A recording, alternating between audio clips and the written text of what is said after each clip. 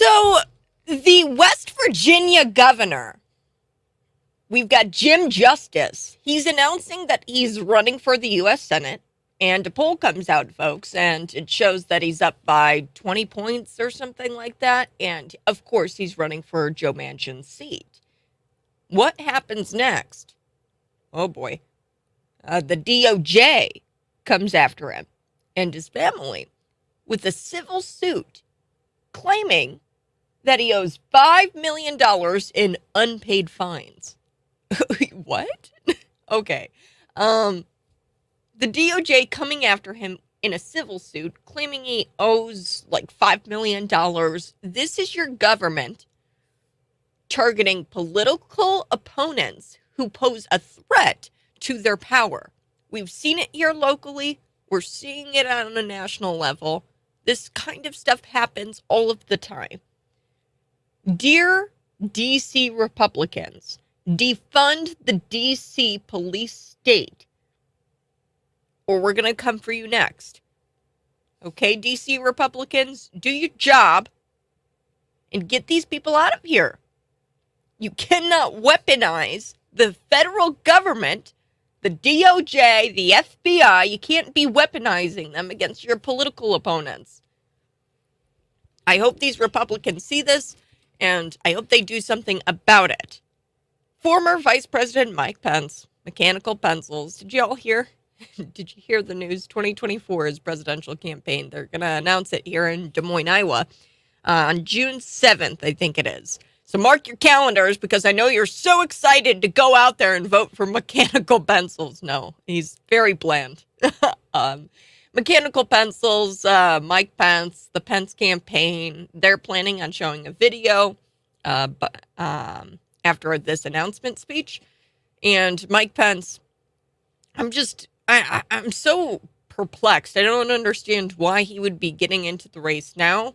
If anything, it's going to hurt Ron DeSantis. I'm sure he's going to drop out pretty soon, shortly. He's probably going to be the first one to drop out and be a running mate, possibly, with Ron DeSantis. I don't know if that's his intention here. The top contenders right now, it's Donald Trump and Donald Trump. No, Ron DeSantis is polling double digits, that I will say. There was a new poll that came out, and I shared the numbers. Be sure to follow me on social media, The Morning Buzz with Kat. You can see me live in the studio. I am live on Facebook. You can also see me on YouTube and on Twitter.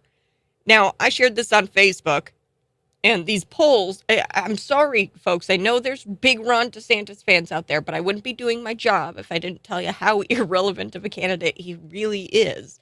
Ron DeSantis gaining 2% in a national poll after that official launch of Twitter. And I told you before, I don't think that the servers crashed. I really don't. There's been times where Elon Musk has hosted Twitter spaces that held 3 million people. Okay, I don't think it's the servers crashing, because it doesn't make a whole lot of sense in that if the servers crashed, then it would just take down the entire Twitter space, and Twitter would experience other problems along with those servers crashing. I think it was more so a problem with the DeSantis campaign. Honestly, he might not have had solid internet. That's what it looked like, because it appeared that Ron DeSantis was the one who was dropping out of that Twitter space. Plus, I mean, who's on Twitter? Not definitely his base. I'm just going to be honest with you. It's very hard to find Republicans that use Twitter. A lot of them have gravitated out of big tech, or are maybe a bit older. So his older voter had no idea what he was doing with the Twitter space. It was a terrible launch, but all that aside, he gained 2% in the national poll after his official launch into the presidential campaign. And this is the Morning Consulate. The polls show Donald Trump 56% and Ron DeSantis at 22%. Not trying to ruffle some feathers, but I'm trying to just tell you that every poll has DeSantis polling at double digits. He might not actually be in the double digits very long. Like I said, 22%. If more people start to enter this race, i.e. mechanical pencils, he might start to fall into the single digits here. Pence remains in the single digits, and it's getting to be a crowded field. Now, if Mike Pence and these people start to drop, then maybe we'll start to see Ron DeSantis's polls go up. But for right now, if they all stay in, it's not looking too good, and it's going to look worse for Ron DeSantis here in the polling. Now, I do want to talk about a few things this morning, 6 o'clock hour. I've got a very special interview with Brandon Straka. Brandon Straka is the founder of the Walk Away campaign. He's a gay conservative. He's conservative. He's a Republican. He's speaking at a Republican dinner. He's left the Progressive Party. He's was a liberal Democrat, and he's walked away from the Democrats. And he was at January 6th, and he has been convicted of crimes. He has been harassed by the FBI. I'm continuing to talk about the weaponization of the FBI, given the news of this West Virginia governor, how the DOJ is now going after him for simply running for U.S. Senate. This is understand what point of the movie you are in. It's not hypocrisy, it's hierarchy. They know they can do this and face no repercussions, no ramifications. There are no consequences for these people, and this is just another example. We've got the reporter, Stephen Nelson. He's out there, and he's asking questions of John Kirby, which is like, I don't know, the spokesperson for the National Security Council. He's always up there when Jean-Pierre, the black lesbian, she can't be there. So John Kirby, he went on the defensive here, folks, because he got asked the question. He just simply got asked the question that I think we all want the answer to. What is Joe Biden's response to the fact that most Americans think he is corrupt? So we're going to talk about that here in the 6 o'clock hour. Next, the Los Angeles Dodgers. They were bullied into telling 10 million Catholics, 10 million California Catholics to drop dead.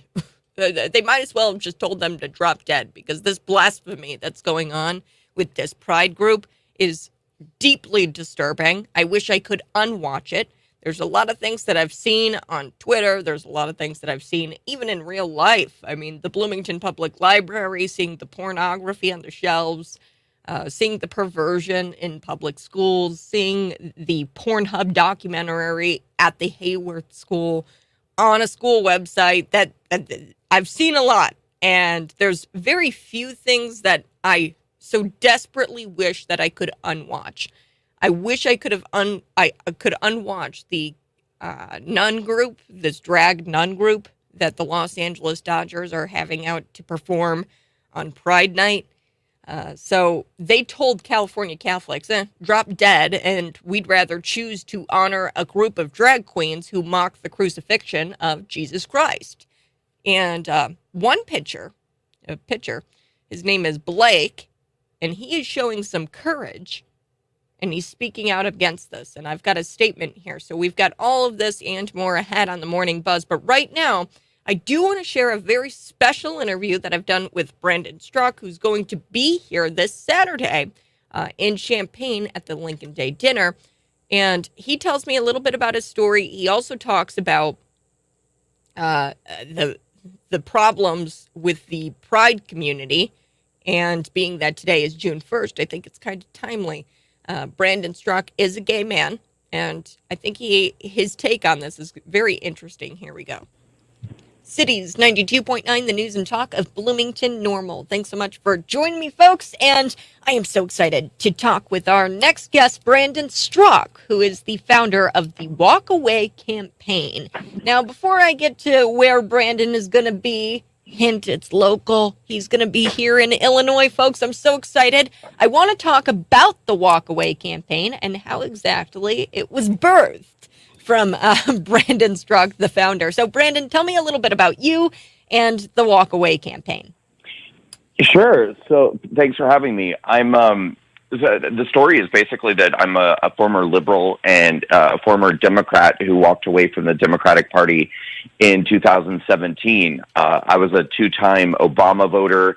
I voted for Hillary Clinton in 2016. And that's what kind of started this whole journey in the first place, because the media that I had trusted my whole life as a liberal, had all but guaranteed me that Hillary Clinton was going to win, and in a landslide. And the same media had told me, for a year and a half previous to that, that Donald Trump was a horrible racist and bigot, and that his followers were all racists and bigots and white supremacists. But they said, don't worry about it too much, because he has like a 3% chance of winning, and she's going to win in a landslide. So then when he ended up taking the 2016 election, I was shocked and outraged and scared and completely confused. And so I spent several weeks pretty miserable about him being elected. And then I kind of went on this journey of research to try to understand it, because I thought to myself that it was going to be a very long and painful 4 years if I didn't somehow come to terms with what had just happened. And I'd say that the most pivotal moment for me was in January of 2017, which would have been right around the time he was about to take office. I had posted on Facebook that I would never be able to understand how anyone could vote for a man who mocked a reporter's disability. And that's when somebody reached out to me privately and sent me a link to a YouTube video entitled "Debunking the Trump Mocked the Disabled Reporter."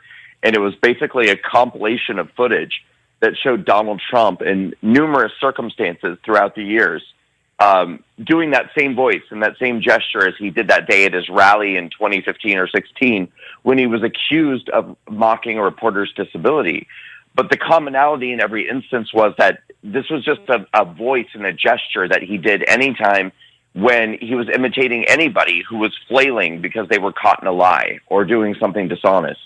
And so it showed me very clearly that, that day he was making fun of the fact that that reporter was flailing because he was caught in a lie, not because he was disabled. And then that's when I started to see for the first time that the media I'd been trusting my entire life was capable of being so dishonest and manipulative. And that kind of sent me on a months-long journey that ultimately opened my eyes to the truth about the media and the Democratic Party. And I ended up walking away from it and starting a movement encouraging other people to do their own homework, to do their own research, to look for the truth behind the veil of lies that's created by the media. And I started a Facebook group and told people to make their own videos or their own testimonial stories. And that group grew to 511,000 people over the next 2.5 years. And we had tens of thousands of videos and written testimonials. And then in January of 2021, Facebook pulled the plug on Walkaway campaign. But a few months ago, we just launched our own social platform to rebuild the movement called Walkaway Social. So it's been a long journey, and a lot of and much more than that has happened as well. But that's kind of the nutshell version. Yeah, well, and I remember talking with you a little bit, Brandon, about you being at January 6th. So you went from being a lifelong liberal, and correct me if I'm wrong, were you actually arrested and detained after January 6th? Oh, yes. The FBI, a team of FBI agents in tactical gear, stormed my apartment and got me out of bed and took me to jail. Yes. Oh, my. And shackled you. Did they put you in shackles? I was not shackled, but I was handcuffed and put in a concrete cell in 23-hour lockdown. And actually, there's a picture of you and my good friend David Paul Blumenshine, who's joining me in studio here. He just popped right in, Brandon. This is how it goes, radio. There's just all kinds of people everywhere. He was there at January 6th, and you guys met each other, actually, out at January 6th. No, that was at the Capitol when Brandon was speaking to restore Illinois when we had the lockdowns and shutdowns. And yeah, he was one of the... Illinois Capitol. The Illinois Capitol, yeah. Mm-hmm. In fact, I just had Susan Mantell on my show Sunday. She is one of the organizers. She's the lieutenant colonel, or she's a colonel in the United States Army, plus she's a physician. She's been close to 40 years in the U.S. Army. And she is one of the organizers for the event this Saturday in Champaign for the Champaign County Republican Party. Where Brandon is going to be. Well, he is going to be there, and I'm going to try to be there. Well, now the cat's out of the bag. That's the location. That's right. The location, That's folks. right. That's the location. Well, and we want many people to be there because obviously we would like to definitely have a good turnout, but also to help the Republicans of Champaign County because they're up against the socialist, Marxist, communist of the University of Illinois. Not that all of the people at the University of Illinois are socialist, Marxists, and communists, but there's enough of them. But Brandon, I just wanted to have you on today to talk about why you're coming to Illinois. So why the Illinois Lincoln Day dinner? How did that kind of work out? And your thoughts here about specifically Illinois politics, or do you see something going on in Illinois that you might not see anywhere else? Oh, I don't know that I see anything in Illinois, particularly that I don't see happening around the country and frankly around the globe. But, the reason why is I was contacted by a member of the group who has been following Walkaway for some time. And, she was very interested in getting this story and this message there. Here's the thing. I mean, ultimately, at this point, I would say I now have several stories. I mean, there's the story of me walking away from the left and creating a movement that had has had a lot of power and punch and resonated with a lot of people. But then, of course, there's the second and kind of darker chapter to my story, which is what happened to me after January 6th and what I've gone through for the last 2.5 years at the hands of the DOJ and the FBI. I can't even explain. We certainly don't have enough time today to get into how horrific it's been. I'm happy to get into that this Saturday with the audience. But I think that I think that what is happening across the board, no matter what state you live in, if you're a conservative person, we're in great danger. And that's the truth of the situation. And I do feel strongly that this situation is reversible if right now everybody rolls up their sleeves and does everything that they possibly can in the next year and a half, and then in the next several coming years. But if people kind of continue to sit back and be complacent, as they've been for many years leading up until this point, we're in very, very, very bad shape. And I think that my story reflects that tremendously. Because, like I said, I mean, I don't want to confuse people. It's too much to get into today, but I didn't enter the Capitol on January 6th. I did not go inside the building. And I was a scheduled speaker at a permitted event on Capitol grounds. And at the moment that I heard that people were going inside the building, I walked up to the east side doors. Now, that's the opposite side of the building, as people had been breaking windows and struggling with police officers. So I literally witnessed none of that on January 6th. And as I approached the east side doors, because I had heard people are going inside, the east side doors were already open. They were both wide open. There was a crowd of people outside. Some of them were making their way in and some were not. But I stood outside for 8 minutes shooting a video, and then I uploaded that video to Twitter. The thing is, somewhere, and no one has ever explained to me when, but at some point, I entered into a quote-unquote restricted area, restricted grounds. Now, I'm telling you, there were thousands of people all around me. So at what point I crossed into these restricted grounds, I do not know. No one has ever told me. But it was enough that the FBI beat my door down, and they charged me with a felony. Actually, 2 felonies and a misdemeanor, and threatened to charge me with obstruction of Congress.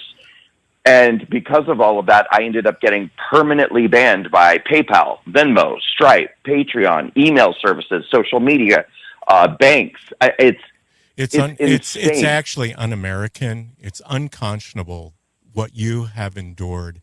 I am so fortunate to obviously follow the Walkaway movement.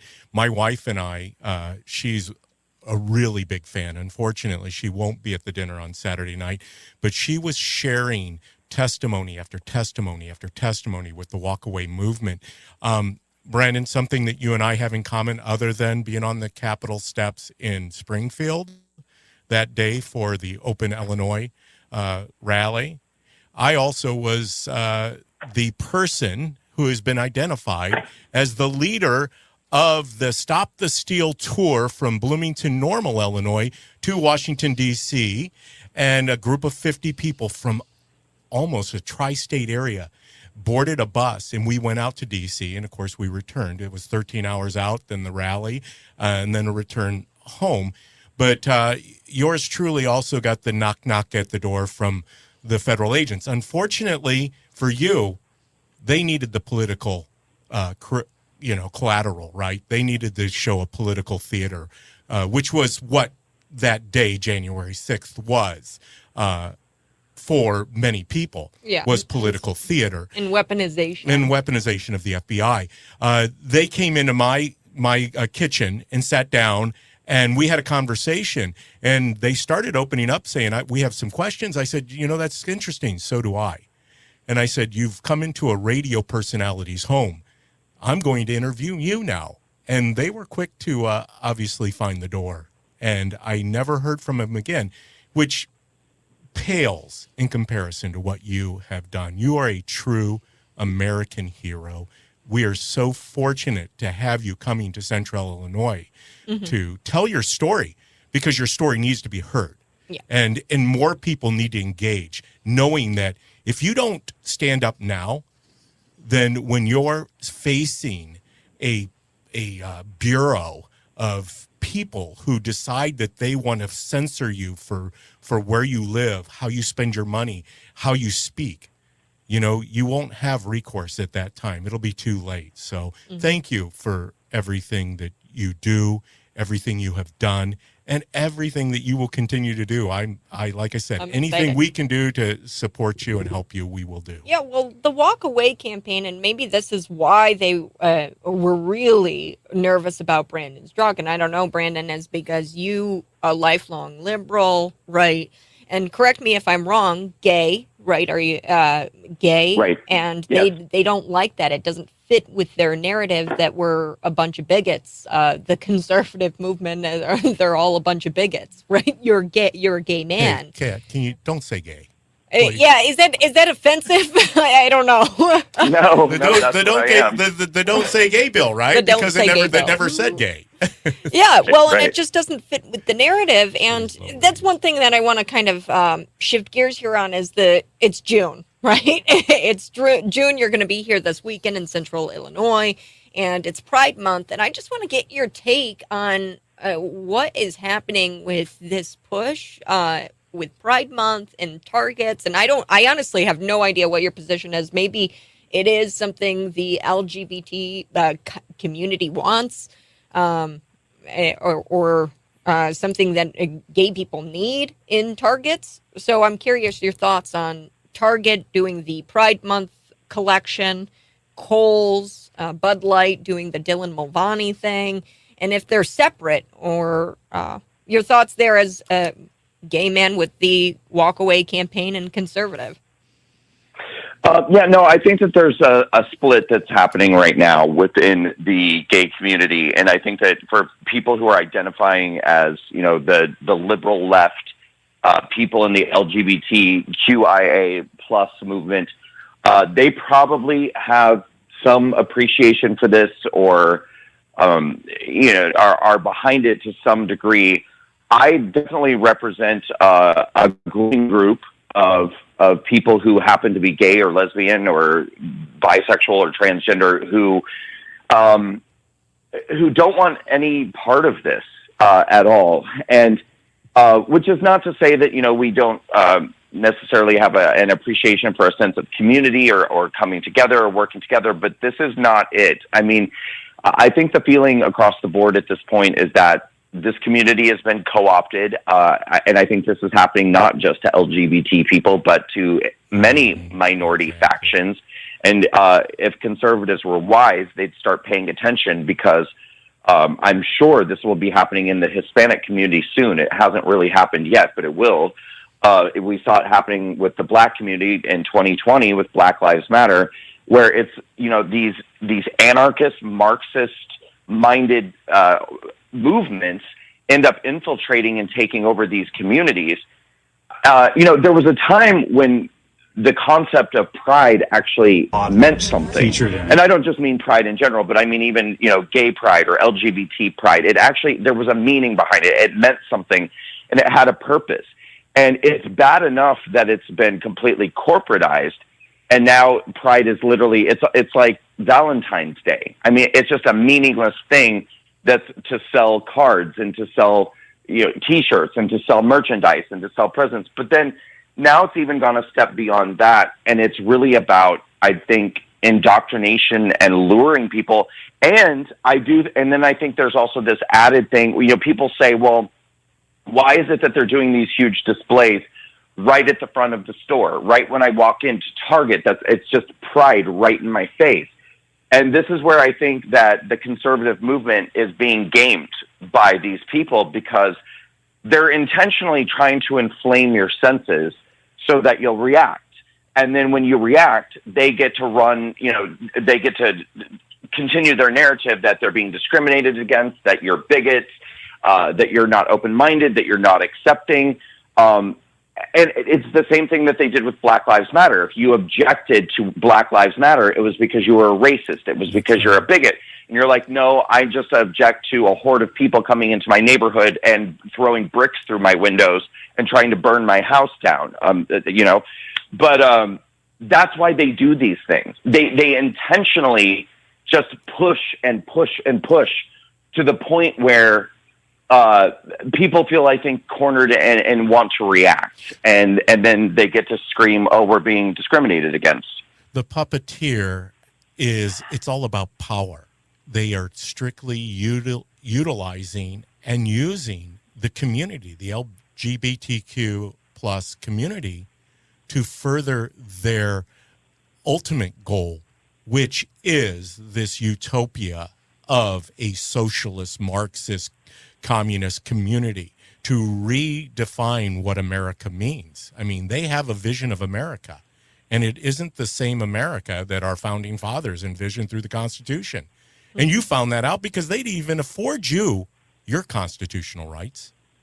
Yeah, they broke into his house. And that's what eventually they will do. Unfortunately, it's going to happen to BLM, which it already happens. It's, now I just heard Bongino this morning talking about out of the $90 million that they raised from corporations, only about 33% of those dollars were actually allocated to any non-for-profits. Charitable funds. Yeah. So, I mean, it's sickening. It's gross. I mean, build large mansions it definitely it takes hold that these people don't truly believe in it, and you almost wonder who is pushing the buttons behind the screen. Who is the Oz, the Wizard of Oz behind the screens. Yeah, who is it? I know. It doesn't make a whole lot of sense to me, and it's the indoctrinating the children. That's a big thing that I think a lot of.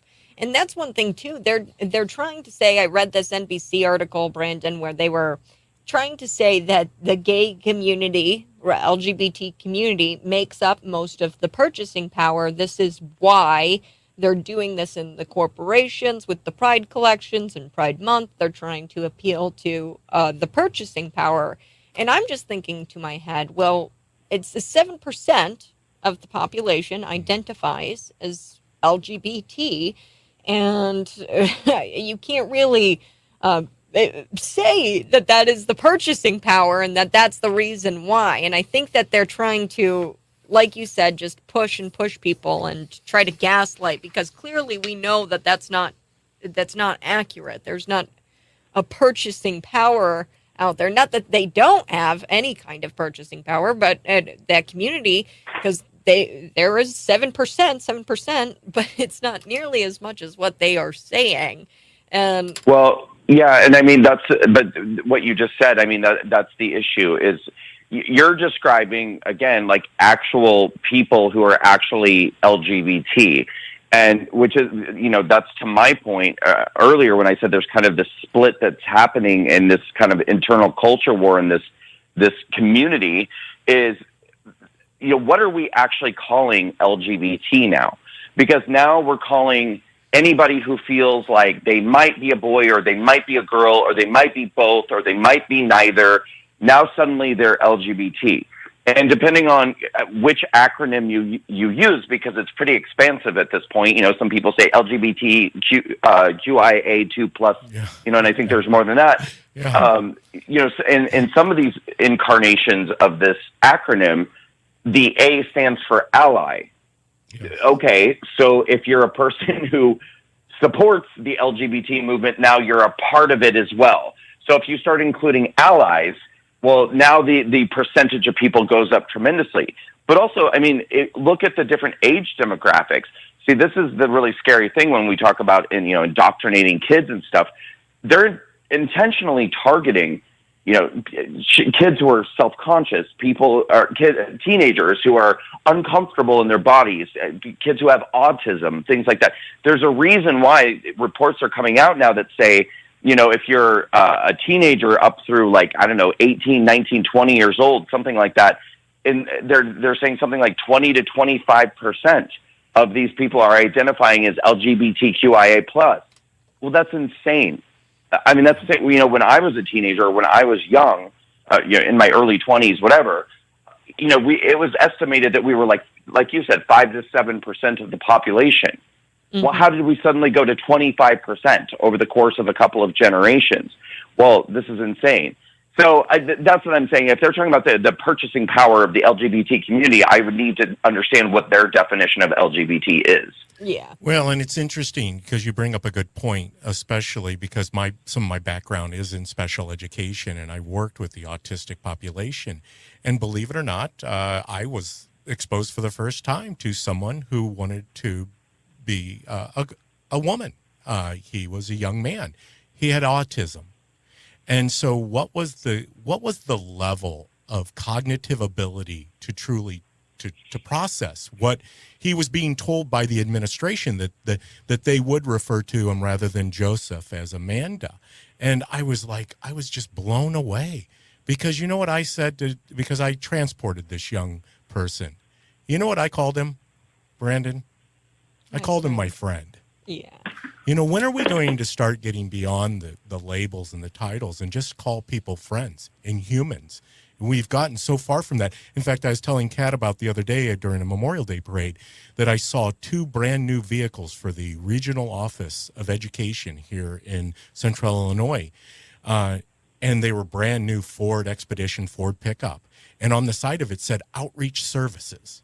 And I was curious. I'm like, okay, Outreach Services. And then there was another logo next to the Regional Office of Education's logo, and it said the Housing of Urban Development.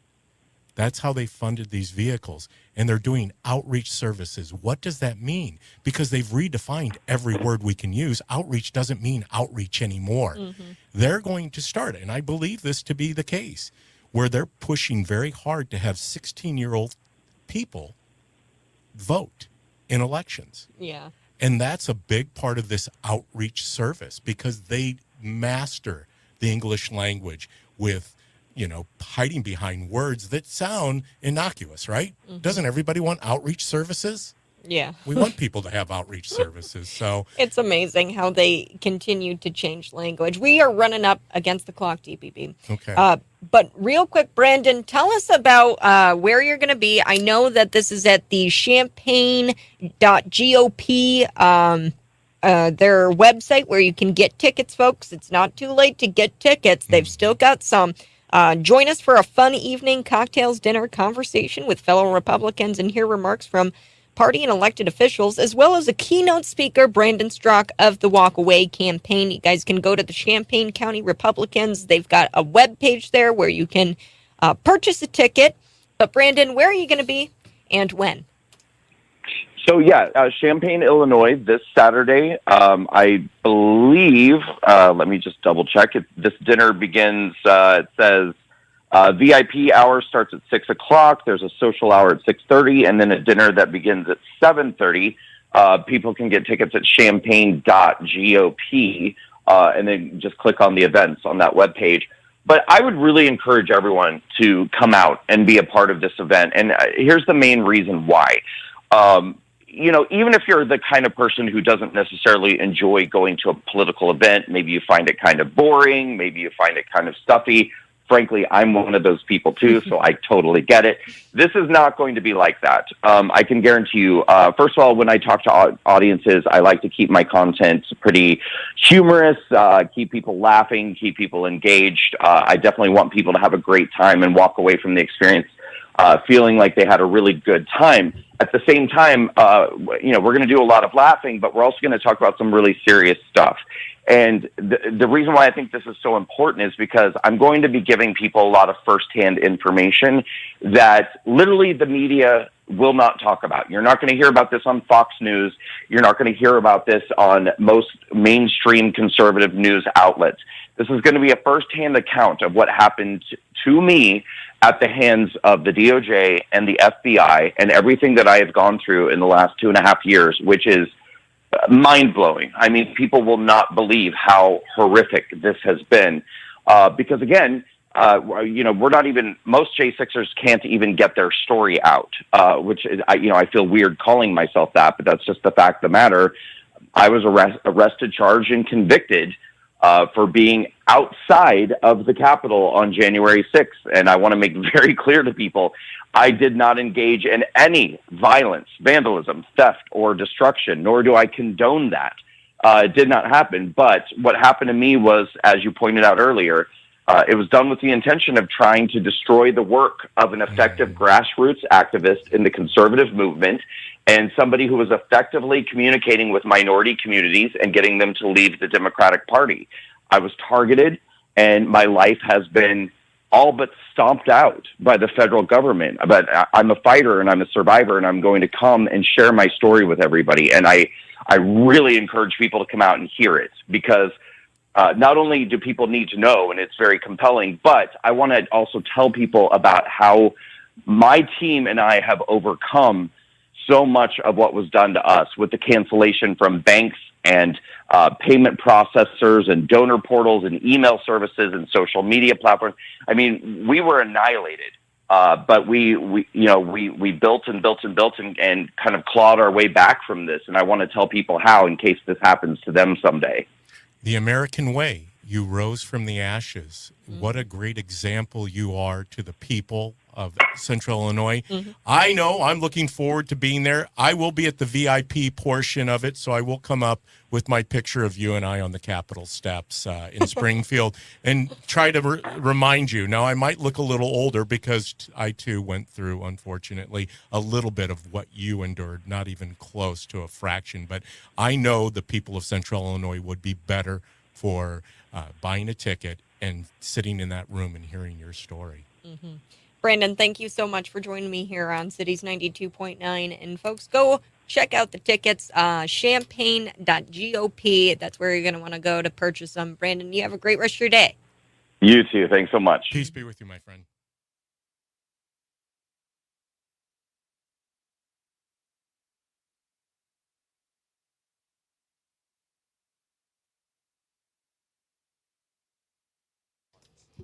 The McLean County Sheriff's Office is asking you for your help in looking for a murder suspect, Desmond Sterling. According to the McLean County Sheriff's Office Facebook, 23-year-old Sterling is... Okay, thanks so much for joining me here on the Morning Buzz. That was an interview I had with Brandon Strzok, the founder of the Walk Away campaign. Going to get to a few of your text messages. Be sure to like the video right now. Smash the like button. It really helps us out, folks. So his website, I will go ahead and share that with all of you. It's brandonstrock.com. I'm going to throw that into the comments. We have so much to get to today. One thing that I really want to get to, the West Virginia governor, he has thrown his name into the hat, wants to run for U.S. Senate. And they are weaponizing the DOJ against this man. His name is Jim Justice. And he wants to run for Joe Manchin's seat. So he announced his run, and guess what? He's like 20 points up ahead of Joe Manchin in the polls. So what's the DOJ's response? Well, we're going to sue your ass. That's their response, the DOJ, to him announcing that he wants to run for U.S. Senate. Then also John Kirby really scrambling here for some answers after a reporter just asks him a question that I think we all really want the answer to. What is Joe Biden's response to the fact that most Americans think that he's corrupt? And I love it. Stephen Nelson put this guy on the spot, John Kirby, and he had the receipts, folks. So we're going to be talking about that. I'm going to share this. We've got some texters who really want Brandon Strock's Champagne. GOP is where you're going to get those tickets for Brandon Strock.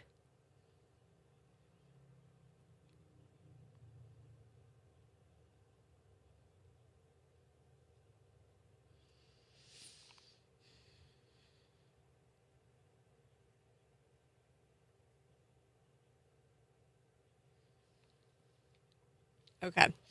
Now what I want to do is talk about Target. They're losing $12 billion after pushing out these Satan t-shirts that said Satan prefers your pronouns. They're losing so much money, folks. The boycott is working. And we've got an LA Dodgers. I don't know if he's the pitcher, but he's a pitcher. And he came out with a statement about the nun group. It's a drag nun group. And I wish I could unwatch their performance, but I have watched a performance or two by this group. They're called the Sisters of Perpetual Indulgence. Really interesting because Sam Britton was instrumental in the founding of this drag group. But now we have the LA Dodgers. They were bullied, really, into telling 10 million California Catholics to go drop dead, and they chose to honor these drag queens that dress up as skankily dressed Mary, Joseph, Jesus. They dress up like biblical characters or biblical historical figures, really, and they mock the crucifixion of Jesus Christ. And we've got one courageous player speaking out about this, and he is not bending the knee. And I have his statement here, and his statement is truly inspiring. He says, "I'm disappointed to see the Sisters of Perpetual Indulgence being honored at the as heroes at the Dodger Stadium." And he said many of their performances are blasphemous, and their work only displays hate and mockery of Catholics and in the Christian faith. There's very few things that I wish I could go back and unwatch. This is one of them. This performance by these drag queens. It's very offensive if you are a Christian.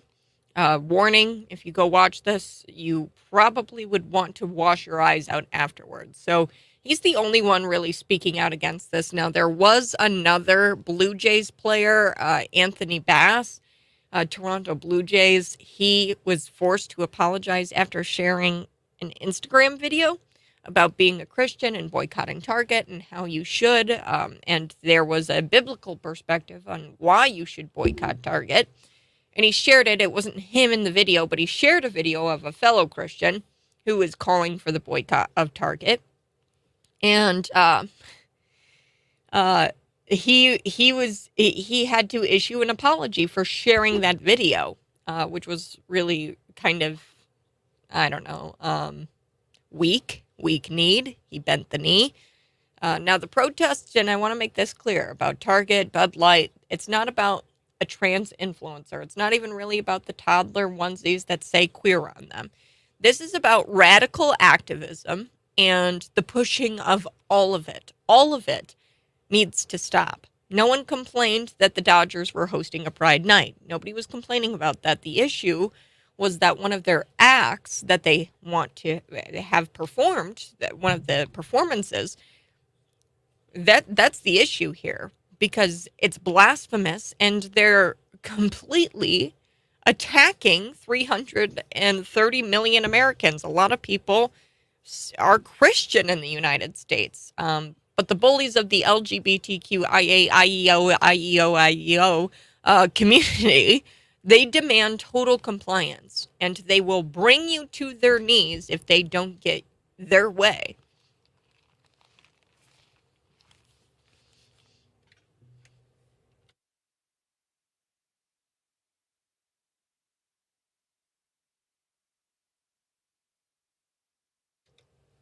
We have got to talk about it because this is just another example of the DOJ being weaponized against people, political opponents. We've got the West Virginia governor. His name is Jim Justice, and he says, look, I'm going to announce I'm running for U.S. Senate, and a poll comes out, shows that he's 20 points up on Joe Manchin. Joe Manchin is a Democrat that they sometimes don't even really like. But this just goes to show you how cohesive and how put together the Democrat Party is. It doesn't matter if you don't agree with them on every little tiny thing.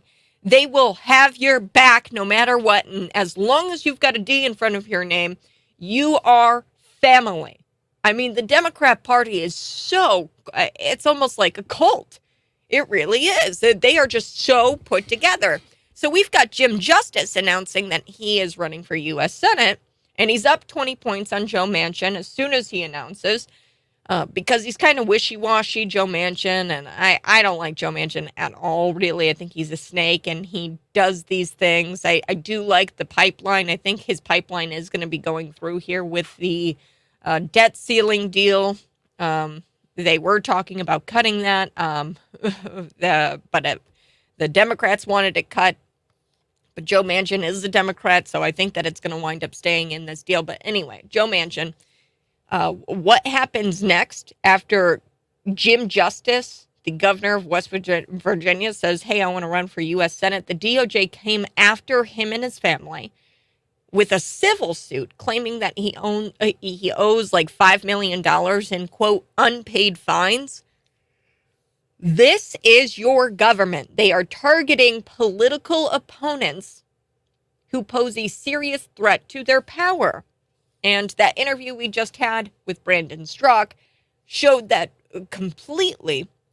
He was gaining momentum with the walk-away movement. The walk-away movement is asking, really pleading with liberal Democrats who might have voted for Joe Biden, Hillary Clinton. Brandon Straka is a gay man who voted for Hillary Clinton, and he walked away from the Democrat Party after realizing the lies and after seeing the truth. And he walked away, and he encouraged others to walk away from the Democrat Party. And he was a threat. So they found out he was at January 6th, and they convicted him of what? Just being outside of the Capitol and taking a video and posting it to Twitter. And they locked him up in a concrete cell. They handcuffed him. And they tried to pull down his walkaway campaign. He's going to be here in Champaign, Illinois this weekend, and I'm very excited for him to be at the Lincoln Day dinner. If you want tickets, you can go to champaign.gop. That's where you can get your tickets. But folks, Republicans, DC Republicans, I'm looking at you. You need to wake up, and you need to defund the DC police state, the people who are coming after Americans and who are coming after people like Jim Justice, who literally his crime is announcing that he's running against a Democrat. That's it. All right, I do have to take a break. We're going to come back here on the Morning Buzz. We're going to get into the West Virginia governor announcing his run. And then also, did you hear Mike Pence? He's thrown his name into the into the hat there for president 2024. I've got more next.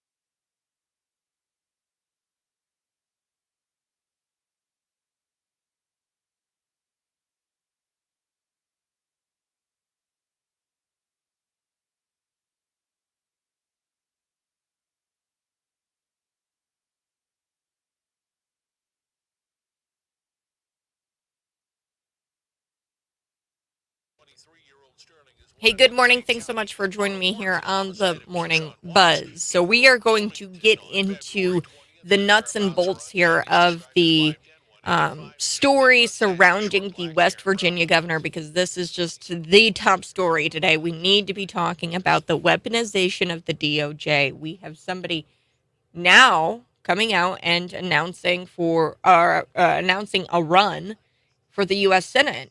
Here in the United States, you have the right, you have almost, I would argue, an obligation to be a representative and to serve in government. I think that everybody should run for something, some sort of political office, be a part of the solution. So you've got Jim Justice being sued by the Biden DOJ after he announced a run for Manchin's seat, Joe Manchin's seat. Now, the Department of Justice, they filed this lawsuit, and what it is essentially, it's a lawsuit against the son of the West Virginia governor, Jim Justice, as well as his son's coal companies. So his son has some coal companies, and this just comes weeks after Justice announced his run for the Senate seat in 2024. So the DOJ sued 13 coal companies that are owned and operated by Jim Justice III. So this is somebody who is the son of Jim Justice. So it's kind of complicated because they got the same name, but it's the son of Jim Justice, who's the governor who announced for U.S. Senate.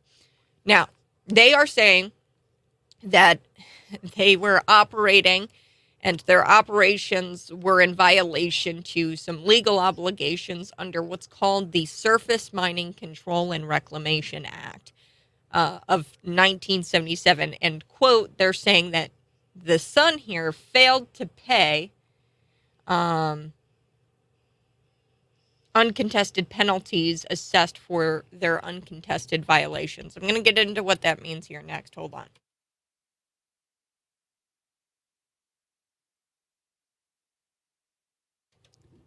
Woo! Hey, good morning. We're going to be back. I want to talk about the weaponization of the DOJ. I want to talk about the corruption of Joe Biden, because guess what? A reporter, his name is Stephen Nelson, he put John Kirby in the hot seat. Whoo! It's hot, hot, hot, hot.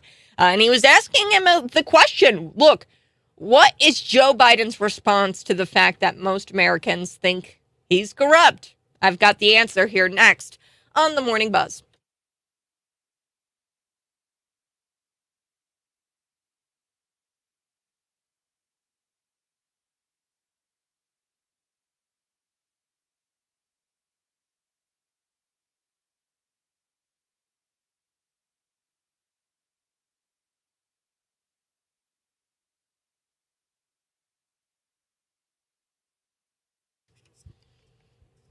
Talk about the corruption of Donald Trump. No, actually, if you missed the show yesterday, Colson, which I don't think you did, I talked about how he's literally the only one willing to defend the Constitution. Nobody else is talking about how the 14th Amendment is not exactly what people will pitch the 14th Amendment is all about. So the 14th Amendment is more than just, hey, if you're born here in the United States, you can be a U.S. citizen if you're just born here.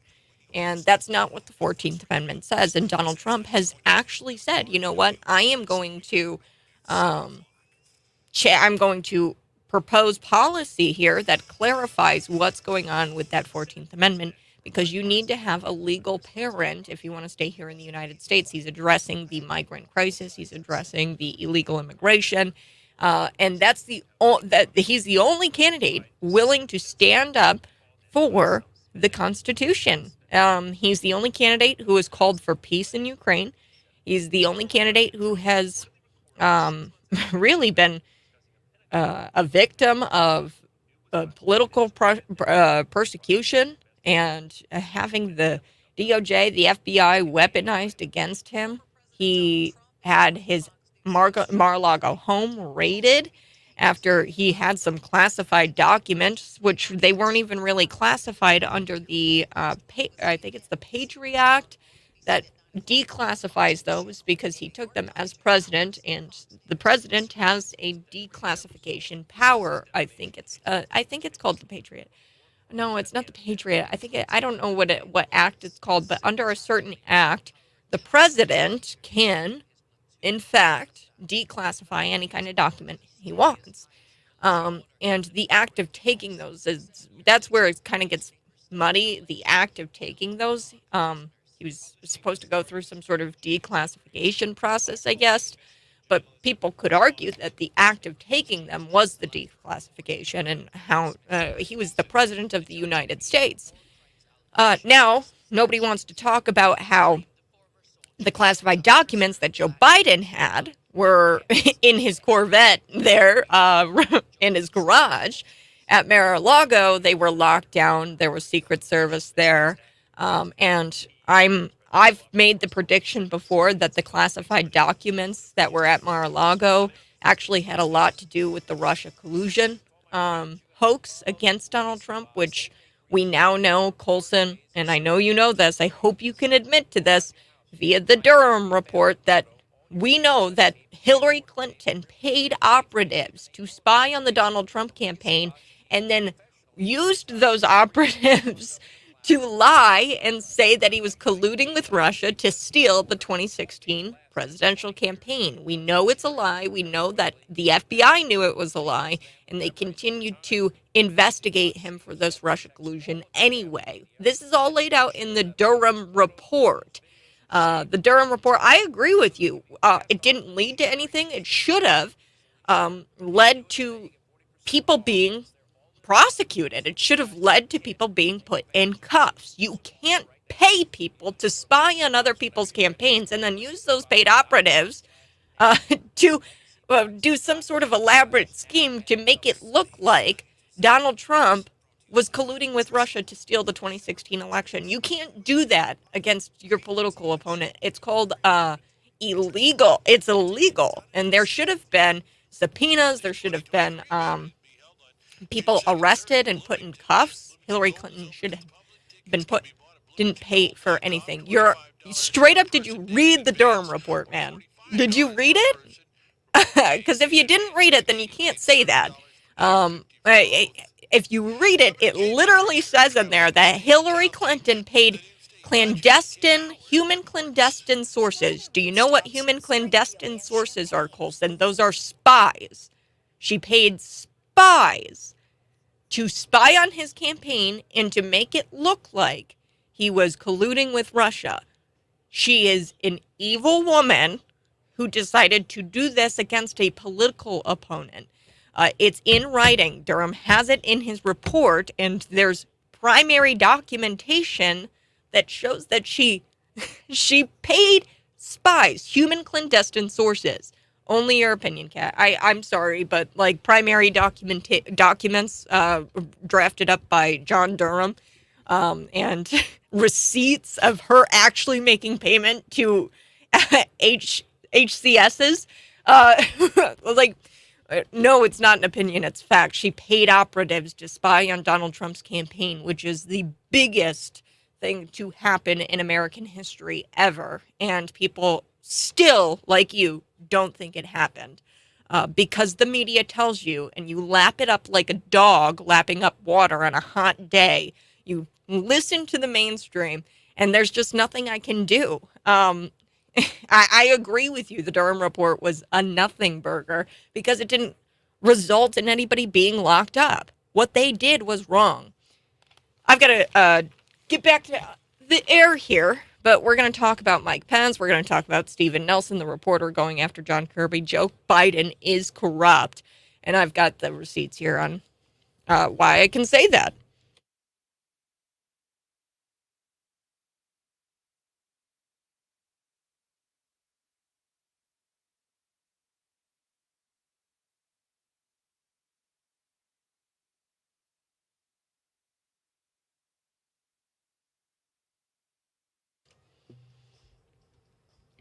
Welcome to the Morning Buzz. This is Cities 92.9. I'm Kat Peterson. 7 o'clock hour. What are we talking about? Well, I've got a reporter here who had some cojones on him and put the national security spokesman, John Kirby, on the hot seat. He had to be on the defensive here because he was asked a question that we would all like the answer to. And we've been asking the question, what is Joe Biden's response here to the fact that most Americans think he's corrupt? Most Americans don't think he's a good guy. And Stephen Nelson just puts this John Kirby guy on the hot seat, and I think it's hilarious. And I've got the receipts here to prove that Joe Biden is corrupt. Next, we're going to talk about Los Angeles Dodgers and how they were bullied, really, into telling 10 million California Catholics to drop dead. And instead of diversity, inclusion, all of that, right, they say they're diverse. They say they include everyone, but instead, they decided to tell 10 million California Catholics to drop dead when they chose to honor this group of Catholic or drag queens that mock the crucifixion really of Jesus Christ. And Catholics, they mock these drag queens. It's sick. This is the one video I wish I could unwatch. It's a performance by these drag queens who dress up as Mary, dress up as Joseph, dress up as Jesus, and they mock the crucifixion of Jesus Christ in drag. This is the most evil thing. But we've got one player, one pitcher. His name is Blake, and he's showing courage, and he's speaking out, and he released a statement yesterday that I really want to tell you about here on the Morning Buzz. And then a little bit later, I've been talking about it. This is the headline this morning. The West Virginia governor, his name's Jim Justice. He's being sued by the Biden DOJ after he announced a run for Senator Joe Manchin's seat, the Senate seat. Why did they do that? Why is the DOJ coming after him and really his son, Jim Justice's son, because he's got some coal companies and they, have it's a complete joke. They're trying to go after him for $5 million in, quote, unpaid fines. This is the government targeting their political opponents who pose a serious threat to their power. If you have a D in front of your name, it doesn't matter. They are going to defend you. They are going to come to your defense, and they are going to weaponize whatever power they do have against you as a political opponent. We saw it with Donald Trump. Human clandestine sources. That means spies. Those are spies. Hillary Clinton had paid operatives spy on Donald Trump's campaign and then turn around and make it look like he had been colluding with Russia to steal the 2016 campaign. The FBI knew it was a lie, but they investigated him anyway for Russian collusion. Everybody knows that that was a lie. And she used her money to pay spies to spy on his campaign and to target her political opponent. And she lied to the American people. She should have been put out there in cuffs. John Durham's report does nothing to suggest that these people should be subpoenaed or arrested or be brought out in front of the American people. This is treason at the most highest level because they continued to investigate Donald Trump as he was the sitting duly elected president.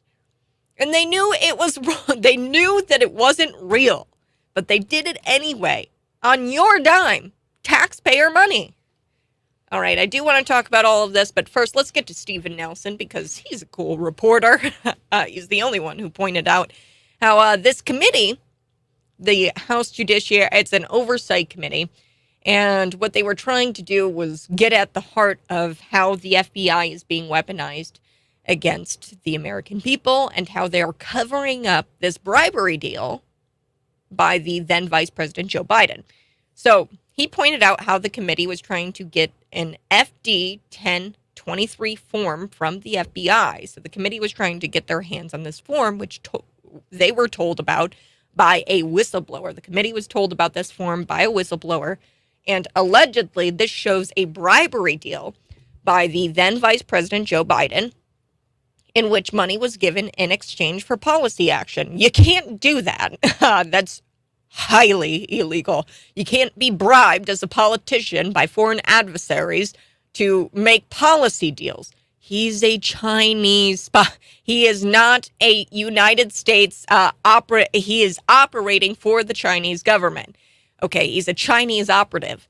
And that's Joe Biden. The House Oversight Chair, James Comer, of Kentucky, and Senator Chuck Grassley, they got some action on trying to get that form. First, the FBI, they were like, no, we don't have that form. And then they finally admitted that they actually have that form that proves that there was a bribery deal going on. And they avoided saying that for about a month. And then they finally said that, yes, that form exists, but we're only going to let you, Chuck Grassley and James Comer, view the form. And then Comer was like, no. You have to comply with this subpoena request, and we want the form to be seen by Congress. And he said that they would proceed with a contempt action against the FBI Director, Christopher Wray, if they couldn't produce that form and show it to the Congress. Now, Nelson, this reporter here, Stephen Nelson, he brought this up. And he also brought up a poll that found that 53% of Americans, including a quarter of Democrats, believe that Joe Biden is involved with his son in an illegal influence peddling scheme when he was the vice president. Okay, so the reporter said that there was evidence, and there is evidence, that Joe Biden interacted with a number of his relatives and associates from China, Mexico, Russia, Ukraine. There are multiple associates he was dealing with. His relatives were dealing with Joe Biden. It's the entire Biden family. They were dealing with these people from foreign countries. And like I said, they were getting paid in order to make policy. That is a big no-no. So here's what the exchange sounded like. And like I said, folks, I am live in the studio. If you want to see me, if you want to see the videos, if you want to see my show prep, you can visit Cities 92.9 on Facebook and on YouTube. Let's take a listen to what this exchange sounded like. Stephen Nelson being really a courageous reporter and having his receipts. Good on him. There have been many developments in the House investigations into the First Family's international business dealings. Recently, there's one committee trying to get an FBI file alleging that President Biden took bribes. There's another IRS whistleblower who's alleging there's a cover-up in the investigation. Amid all of this, there was a Harvard-Harris poll this month that found that 53% of the public, including a fourth of Democrats, believe, quote, Joe Biden was involved with his son in an illegal influence peddling scheme.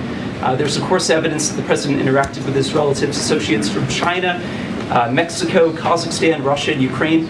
So what do you say to the majority of Americans who believe that the president is himself corrupt? Wow. Jesus. Can I take that question? Literal silence. The president has spoken to this. The president has spoken to this, and there's nothing to these claims. And as for the you're gonna outright lie, man. Whistleblower issue that you talked about, and the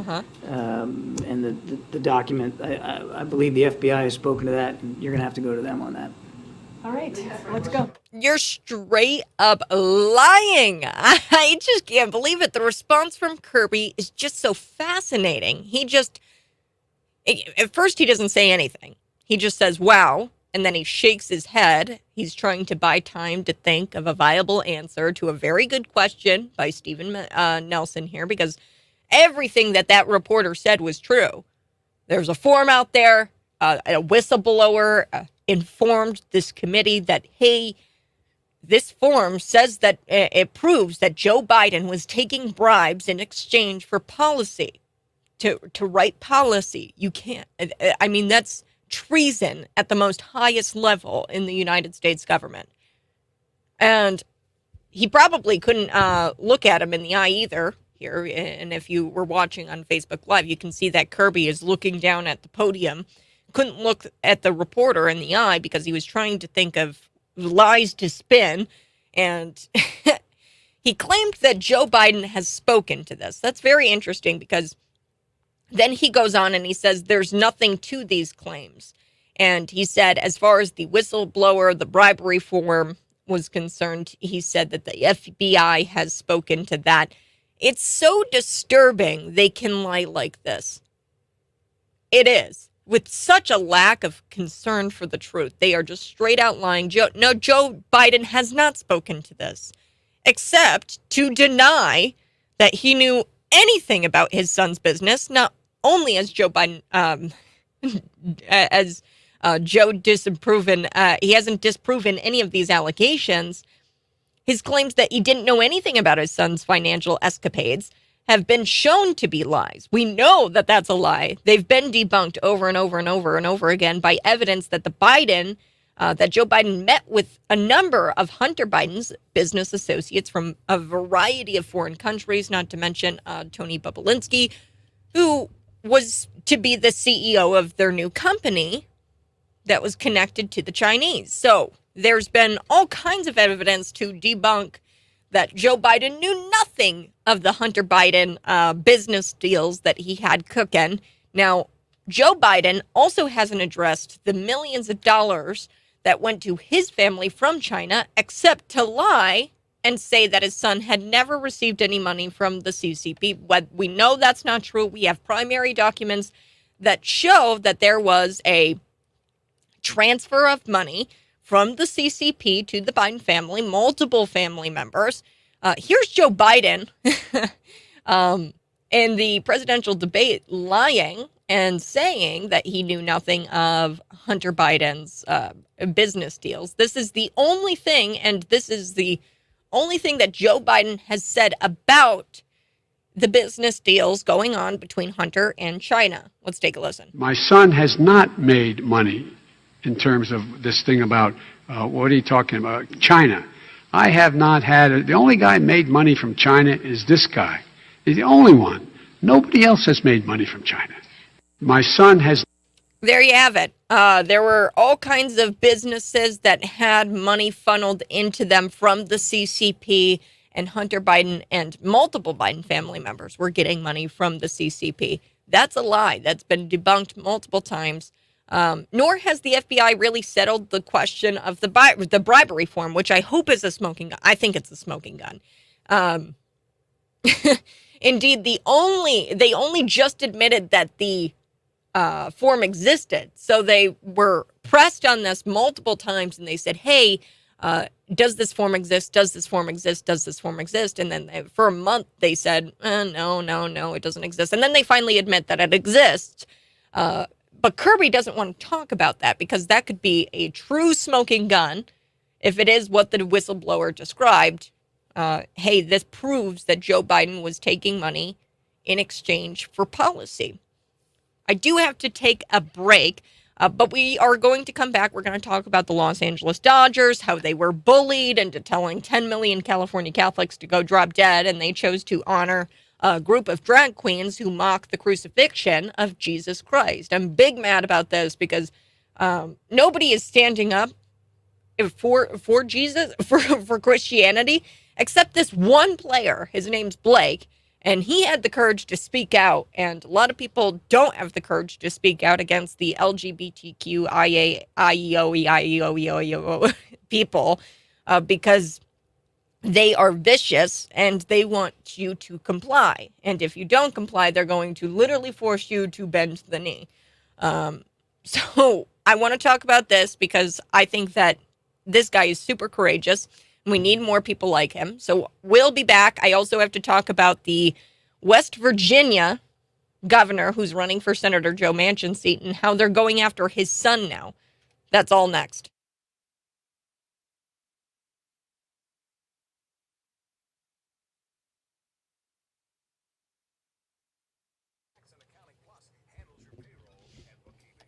Yeah, James, thanks so much for saying the quiet part out loud. You have to read the Durham report, Colson.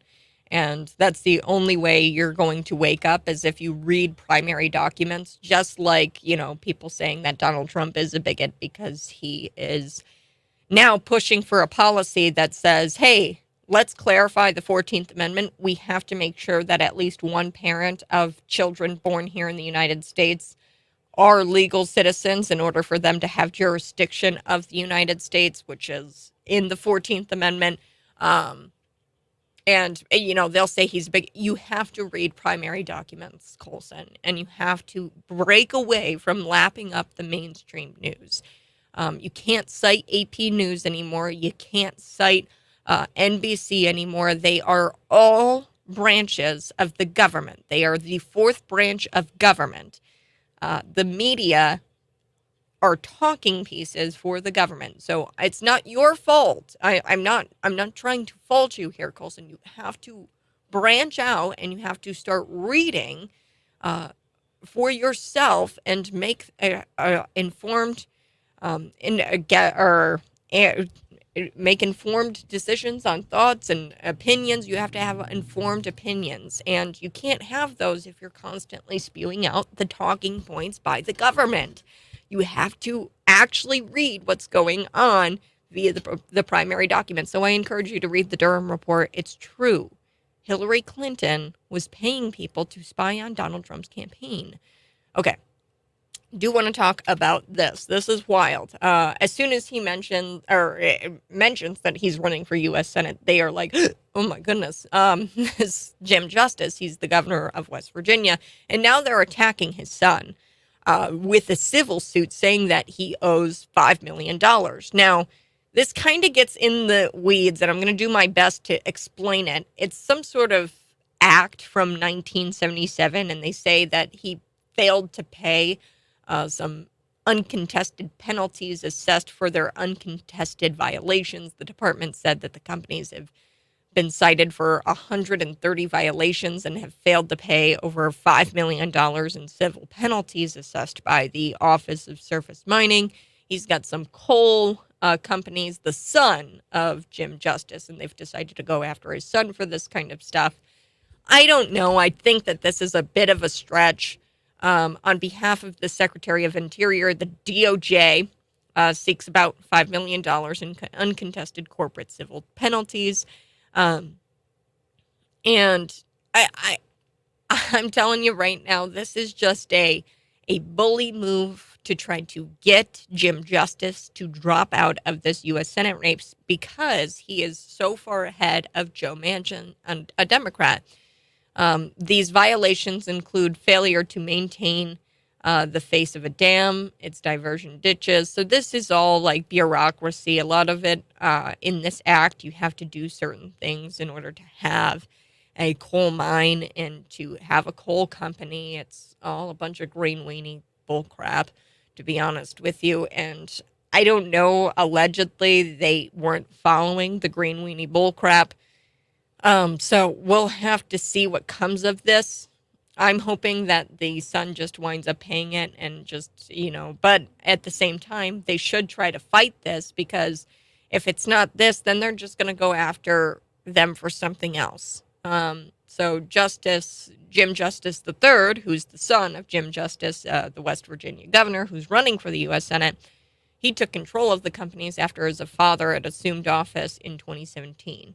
So through this suit, the Justice Department seeks to deliver accountability for defendants' repeated violations of the law. That's what they said in a statement here. Todd Kinn, the Assistant Attorney General to the Justice Department's Environment and Natural Resources Division.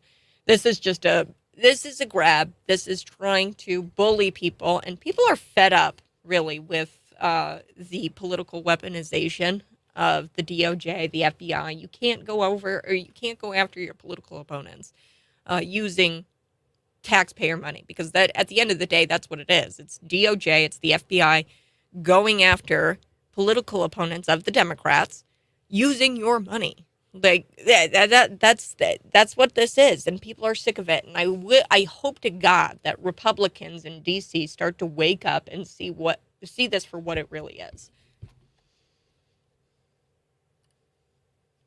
All right, so we are going to be talking a little bit about the Los Angeles Dodgers. There was a pitcher who came out and spoke against the drag nuns, which is really kind of funny because they're called the Sisters of Perpetual Indulgence, this drag nun group who dresses up very skankily, and they dress up in religious garb They dress up like Mary, Joseph, Jesus, and they twerk on the cross, which is highly offensive to Christians. When they say diversity and inclusion, they only mean for their satanic paganist pedophilia people. They don't mean inclusion for you and I, for Christians. That's not what they're interested in.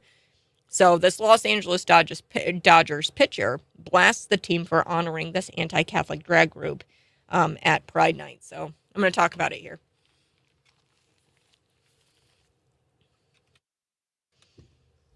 Finally, somebody with some cojones, 309-451-9299. Thanks so much for joining me in the 6 o'clock hour. We talked a lot with Brandon Strzok.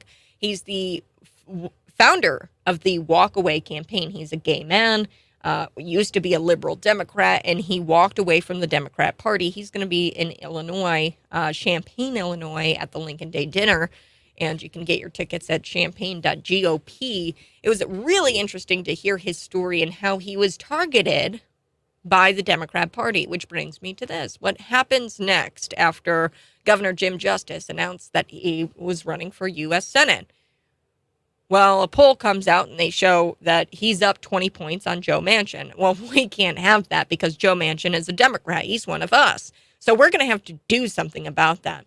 And they decided to use the DOJ, weaponize it, to go after him and his family, really his son, in this civil suit, claiming that he owes $5 million in unpaid fines. Really, what it is, it's a lot of like finely worded print that they didn't follow. Allegedly, a lot of this green weenie bureaucracy. They have coal companies. And they're saying that they owe $5 million because they didn't follow certain things and they were in violation of certain green weenie things. And it's an act from 1977 that they didn't follow these things. And look, this is so clear that the government, the Democrats, they are targeting their political opponents who pose a serious threat to their power. And I hope that Republicans in D.C. start to wake up. Now, I do want to talk about this. The L.A. Dodgers pitcher, he is taking a stand. They were bullied, the L.A. Dodgers, you remember, to telling 10 million California Catholics to go drop dead when they chose to honor a group of drag queens who mock the crucifixion of Jesus Christ. And this is just so disturbing. I watched the videos. I've watched the performance of the drag nuns. They're known as the Sisters of Perpetual Indulgence, which is kind of funny because you know who was instrumental in creating this drag group? Sam Britton, the guy who is currently awaiting trial for grand larceny because he was stealing women's panties and women's clothes from the airports. He was stealing luggages, and he was removed from his position within the Biden administration. He was a Biden administration official for the nuclear waste program. So he was fired because he was stealing women's dresses from luggages that he picked up from the airport. And he's currently awaiting trial for that. But he was instrumental in the creation of this drag nun group. Now, at least one player, he's a pitcher, his name's Blake, and he's showing the courage to speak out against this nonsense. It's anti-Christian and it's deeply offensive, their performances. So the sisters, they frequently dress up as Jesus, Mary, and other religious figures, and they brag about mocking the Stations of the Cross and even the Eucharist, right? A very highly offensive performance. I wish I could unwatch it, to be frank with you. This is the most disturbing performance I've ever seen. The Dodgers had uninvited them from Pride Night when it was brought to the team's attention that this is considered very highly offensive to Christians. Then, of course, the leftist politicians, they got involved and the team was forced to bend the knee, claiming that the franchise will, quote, continue to work with the LGBTQ partners to better educate themselves and find ways to strengthen the ties that bind and use our platform to support all of our fans to make up diversity of the Dodgers family, make up the diversity of the Dodgers family. So it's all about diversity and inclusion. They said that they're going to continue with Pride Night and they're going to keep the performance of the drag nuns known as the Sister of Perpetual Indulgence. And I just want to point this out. It's diversity, equity, inclusion for everybody, all fans, except Catholics. Because clearly you're not including them in this performance, because what you've done is completely blasphemy their entire religion. And Christians. I mean, everybody except Christians, okay? Anyone else who holds a single opposing viewpoint to the far left, progressives, you are not welcome. So Blake, he puts out this statement, and it's a really awesome statement, and I want to read it here real quick.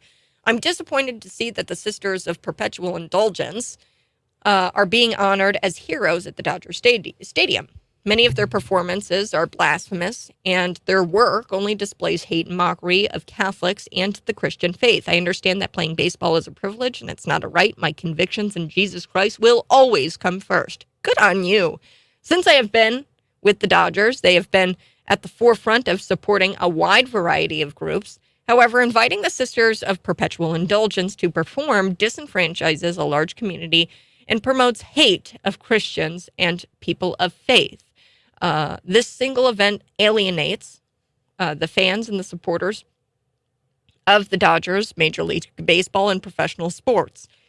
People like baseball for its entertainment value and competition. The fans do not want propaganda or politics forced onto them. The debacle with Bud Light and Target should be a warning to companies and professional sports to stay true to their brand and to leave the propaganda and politics off the field. I believe Jesus Christ died on the cross for my sins. I believe the word of God is true. And in Galatians 6:7, it says, do not be deceived. God cannot be mocked. A man reaps what he sows. This group openly mocks Jesus Christ, the cornerstone of my faith, and I want to make it clear that I do not agree with nor support the decision of the Dodgers to honor the Sisters of Perpetual Indulgence. And for me and my house, we will serve the Lord. That's what Blake, the pitcher of the Dodgers, said. Way to go. Just way to go. Look, the LGBTQIA community, they're going to demand total compliance. You cannot comply. That you just can't. And I'm glad that this guy is fed up. I think people are fed up with the left and with the political agenda rammed down your throats at every turn. Enough is enough. And at the end of the day, Blake said, you know what? I serve God and my faith comes first. And if you guys want to bully me, that's fine. You want to fire me from being a pitcher? I mean, that's essentially what he said in his statement. He says, go ahead. But I'm going to stand up for Jesus Christ and for my faith. I'm going to be back. We have to talk with Scott Robbins here on the other side. It's Scott's Takes. I'll be back.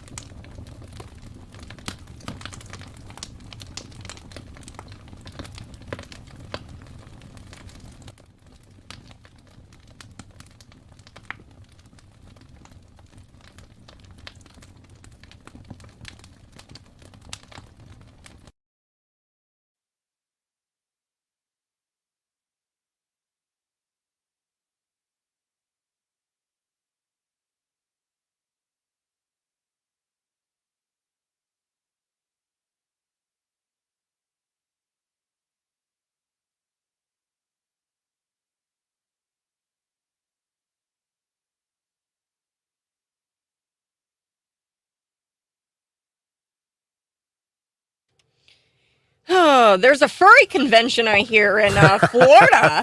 Well, Scott Robbins, we're right over there. Morning Buzz. We've got to go. Are we getting our tickets? Well, here's what are we going as? Here's the thing with this. By the way, if you're not unfamiliar with this whole furry thing, right? They are adults who some have some weird sexual kink dressing up as animals. Mm-hmm. And I know you're looking at the radio going, what? What are you talking? No, this is a real thing, in case you don't know.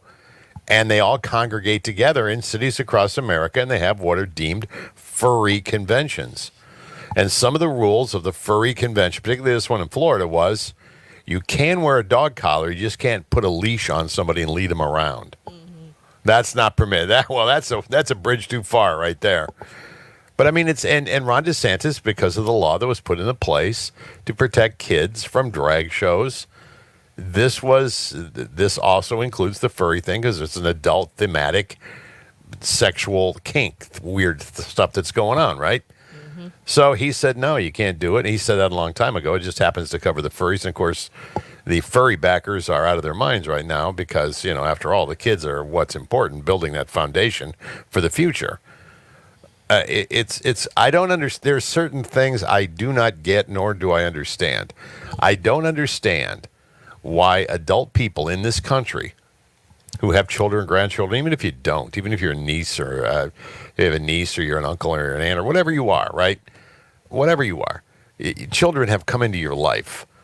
And I've always said we have like 2 jobs, actually 3, as far as I'm concerned, in life, okay? If you're an able-bodied adult, you have a job to protect animals, you have a job to protect children, and you have a job to protect the elderly. Mm-hmm. I think those 3 things, if you can go through life with those 3 things, you'll be successful. But we've eliminated now the animal thing. We still, I think, all can agree on that one. We can't, however, agree on children. We can't. I don't know, and I don't understand why. Well, I do understand why.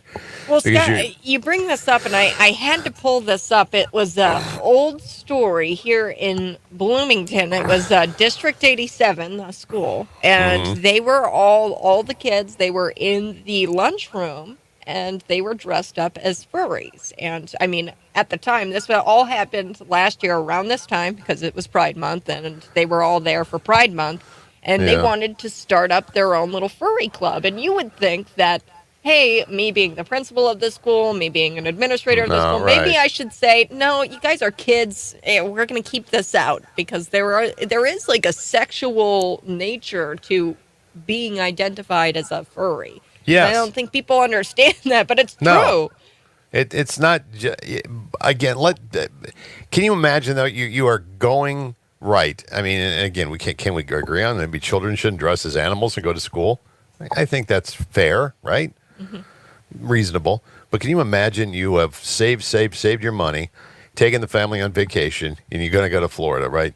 You get to the hotel, and there's a freaking furry convention going on while you were there. I mean, I want my money back, man. I'm getting out of Dodge. You never know. When you book a hotel room, wherever you are, whatever city you're in, and there's a family vacation, you're there for business, whatever the case, you never know what else is going on. Generally speaking, it's some sort of softball tournament or soccer tournament, traveling, a bunch of kids and their parents and whatever. That's the worst I've seen, right? Sometimes a family reunion, you'll get 40 or 50 people from a family. They all book the same rooms. That's it. No, my convention, my booking involved a furry convention at the hotel. Golly, man. All right, I want my money back. I want my money back. But we can't agree on that. I mean, we just can't agree on it. So anyway, one other thing is that, I know the budget, the looming budget deficit or a deadline that was coming up that was going to shut down the world if we didn't do it and wreck our economy and all these things, right? Mm-hmm. It seems like now that crisis averted, right? Kevin McCarthy and Biden have agreed on some kind of deal in principle, and both sides are going to pat themselves in the back and take credit at the last hours before it expires. Now, the question I have today is, and then again, this is how government works. I get it. But there was a time in my life and career where I was responsible for budgets of radio stations I worked at. I was the program director, whatever, right? Hated that job, by the way. But part of that job was to put together a budget. And that budget had to be turned in by a hard deadline. Here's the time it has to be turned in. And if you want something, you're asking for something, ask for it now. Okay, and we knew that was the deadline. There was no extension of that deadline. There was no, we're going to wait till 24 hours beforehand to get serious about it. There was none of that. It had to be done. And this is the way it's done in corporate America every single day. Our government can't behave by those rules, though. They've known about this for how long now? After Joe Biden proclaimed he was not going to negotiate anything with the Republicans early on, right? And of course, that's great strategy right there. And this thing lingered until the last possible second, and I realize it's government. That's how they do things. But again, it goes back to this thing. If you ran your business like you run the government, you would be out of business in a week. There's no question. None whatsoever. So, but we can't run it like that because of, you know what happens. Once a plan gets put together, or once a Pandora's box has been opened, once there's freebies coming out somewhere, you can't put the genie back in the bottle. It's gone. So once those programs are out there, they're out there indefinitely. Yeah. Indefinitely. And I also don't understand the hullabaloo over the fact that, all of a sudden, if I'm an able-bodied person, let me stress that, an able-bodied person who just doesn't want to work, all right, just doesn't want to work, I'm getting food stamps. Wait a minute. We want a little work requirement attached to this. We want you to at least give back to your communities, right? Whether it's doing something, if it's picking up trash along the highway. Mm-hmm. I mean, if it's a crossing guard, whatever it is, we need you to do something to justify us giving you this because you're able to. Well, I don't want to. Well, and here you go anyway. You are going to get them anyway. So this is not a bad idea this is in my mind. I look at this and I think, why can't we all agree on this? But we can't. We can't. If you're an able-bodied person, there's no if you're an able-bodied person, exactly. If you're an unable-bodied person, I completely understand.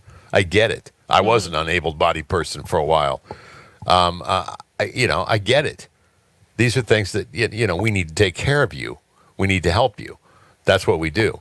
Mm-hmm. But this whole idea that it's just a generational thing, and this is the expectation, and that expectation is being met year after year after year without any consequence whatsoever or ask of any kind, again, I don't understand why we can't all agree on that. And then this gets me to another thing I can't believe we can't all agree on. Female high school track athlete suing Connecticut over transgender policy. This is a former track and field athlete by the name of Chelsea Mitchell, teaming up with her attorney, discussing the ongoing lawsuit against the state of Connecticut over its transgender policy. Suing her home state, says unfair transgender policies, arguing that forcing girls to compete alongside biological men is a huge physical disadvantage and advantage for the men. That's not fair. Again, do we disagree with that? Anybody, I mean, honestly, what are we fighting about? This seems like a logical thing to me. You're a biological male. You're dominating women's sports. That's not fair to the women and girls who have been participating in the sport and work to get to a certain level and are told that you're not good enough or you lose your place. It's very unsafe. I mean, there's videos. Well, yeah, it is. People have come out and said, look, I forget where it was. I think it was in Switzerland or something. This guy completely plows over this woman. And she's like got broken spots in her collarbone because he plowed over her. And it's like, at this point, I mean, if we can't agree to keep women safe, I don't get it. But it's not a fair competition, and maybe this isn't going to happen until some guy decides when he washes out of the NBA or is a pretty good college basketball player, but not really good, decides he doesn't really want to work. He wants to go to the WNBA and dominate. Mm-hmm. I mean, is that going to be allowed to happen? I don't know. It could never. Well, of course it could happen. Everything we've said could never happen happened. And again, these are all things I don't understand why we don't agree on. I don't understand why we don't agree that able-bodied people in this country who just refuse to work are giving we're giving them food stamp money so they can survive when they certainly could do it on their own. I don't understand why that's an argument. I don't understand why we're arguing over whether the fact males compete against females in sports. I don't get it at all. And I also don't understand why anybody putting together a budget can wait until the 11th hour to put it together and get it done. None of this makes sense. In the real world, of course. Of course. All right, Kat. Stay cool, man. I'm going to get my my do rag on and put ice cubes in it today. My do-rag on. That's what I'm going to do. My do-rag. Yeah, my do rag. Yep. All right. It is. It's a hot one out there. Talk to you later. Have a good day. I'll see you later, Scott Robbins. All right. Bye. All right, folks, we're going to be back here on the Morning Buzz. We've got so much to get through today. One thing that I do want to talk about, the West Virginia governor running for Joe Manchin's seat. They're going after him and his family in a civil suit. Be sure to catch Scott Robbins tonight, 8 o'clock, on Markley, Van Camp, and Robbins. It's Scott's Takes. Happens around 7:35 every morning here on The Buzz. I'll be back.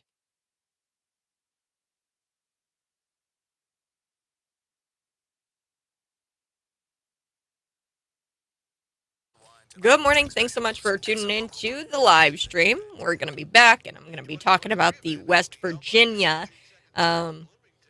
governor running for U.S. Senate. But then also, I do want to talk about this. This is a local story, and it's been about a year now, and it was a top story at the time. We were talking about furries, Scott Robbins and I, and this is what I was bringing up.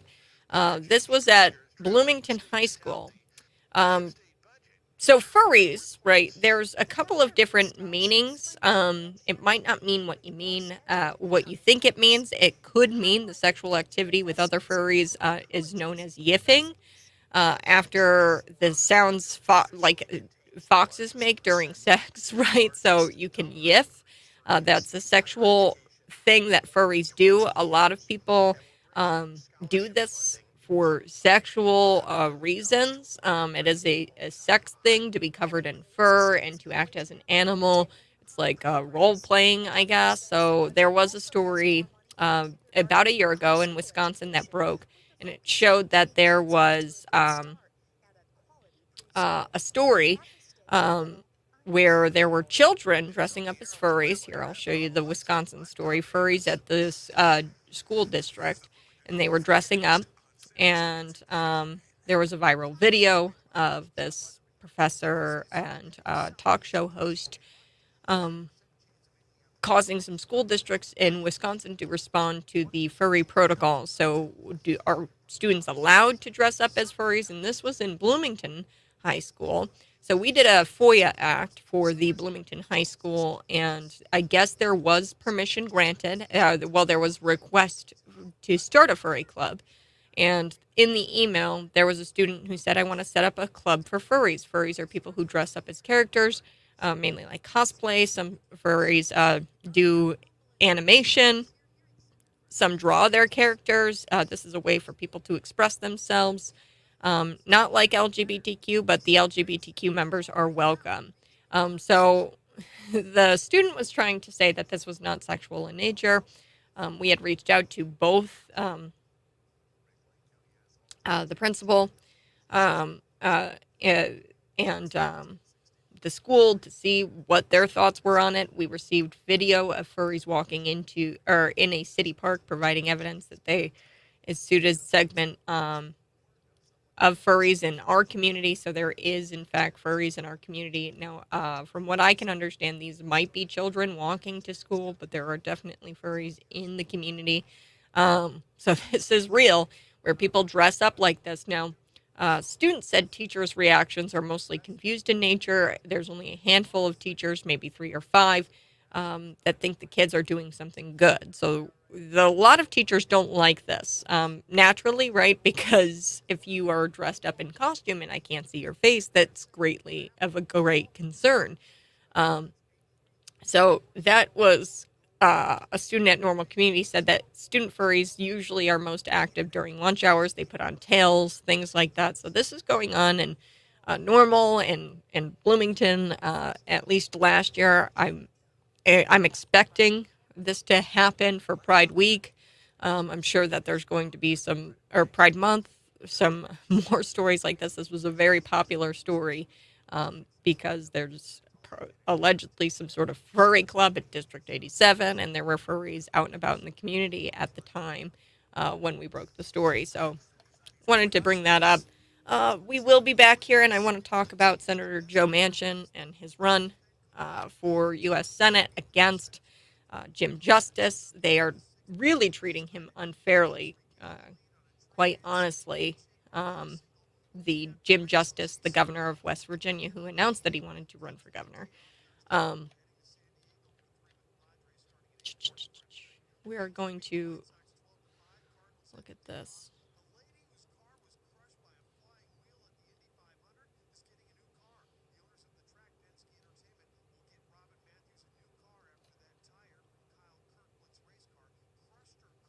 I'm going to pull this up for us.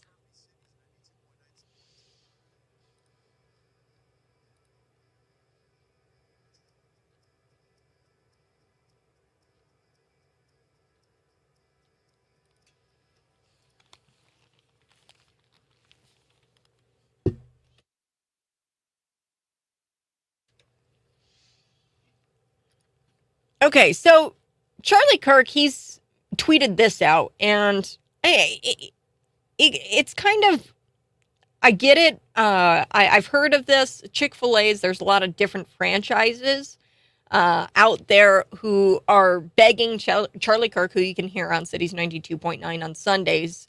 He's a part of our programming here, but he was talking about these franchisees begging him not to lump them in with the Chick-fil-A corporate. So Chick-fil-A corporate has gone completely woke, and they hired a diversity, equity, and inclusion director, Dan Cathy, who I think is the chairman of the company. It's like family owned.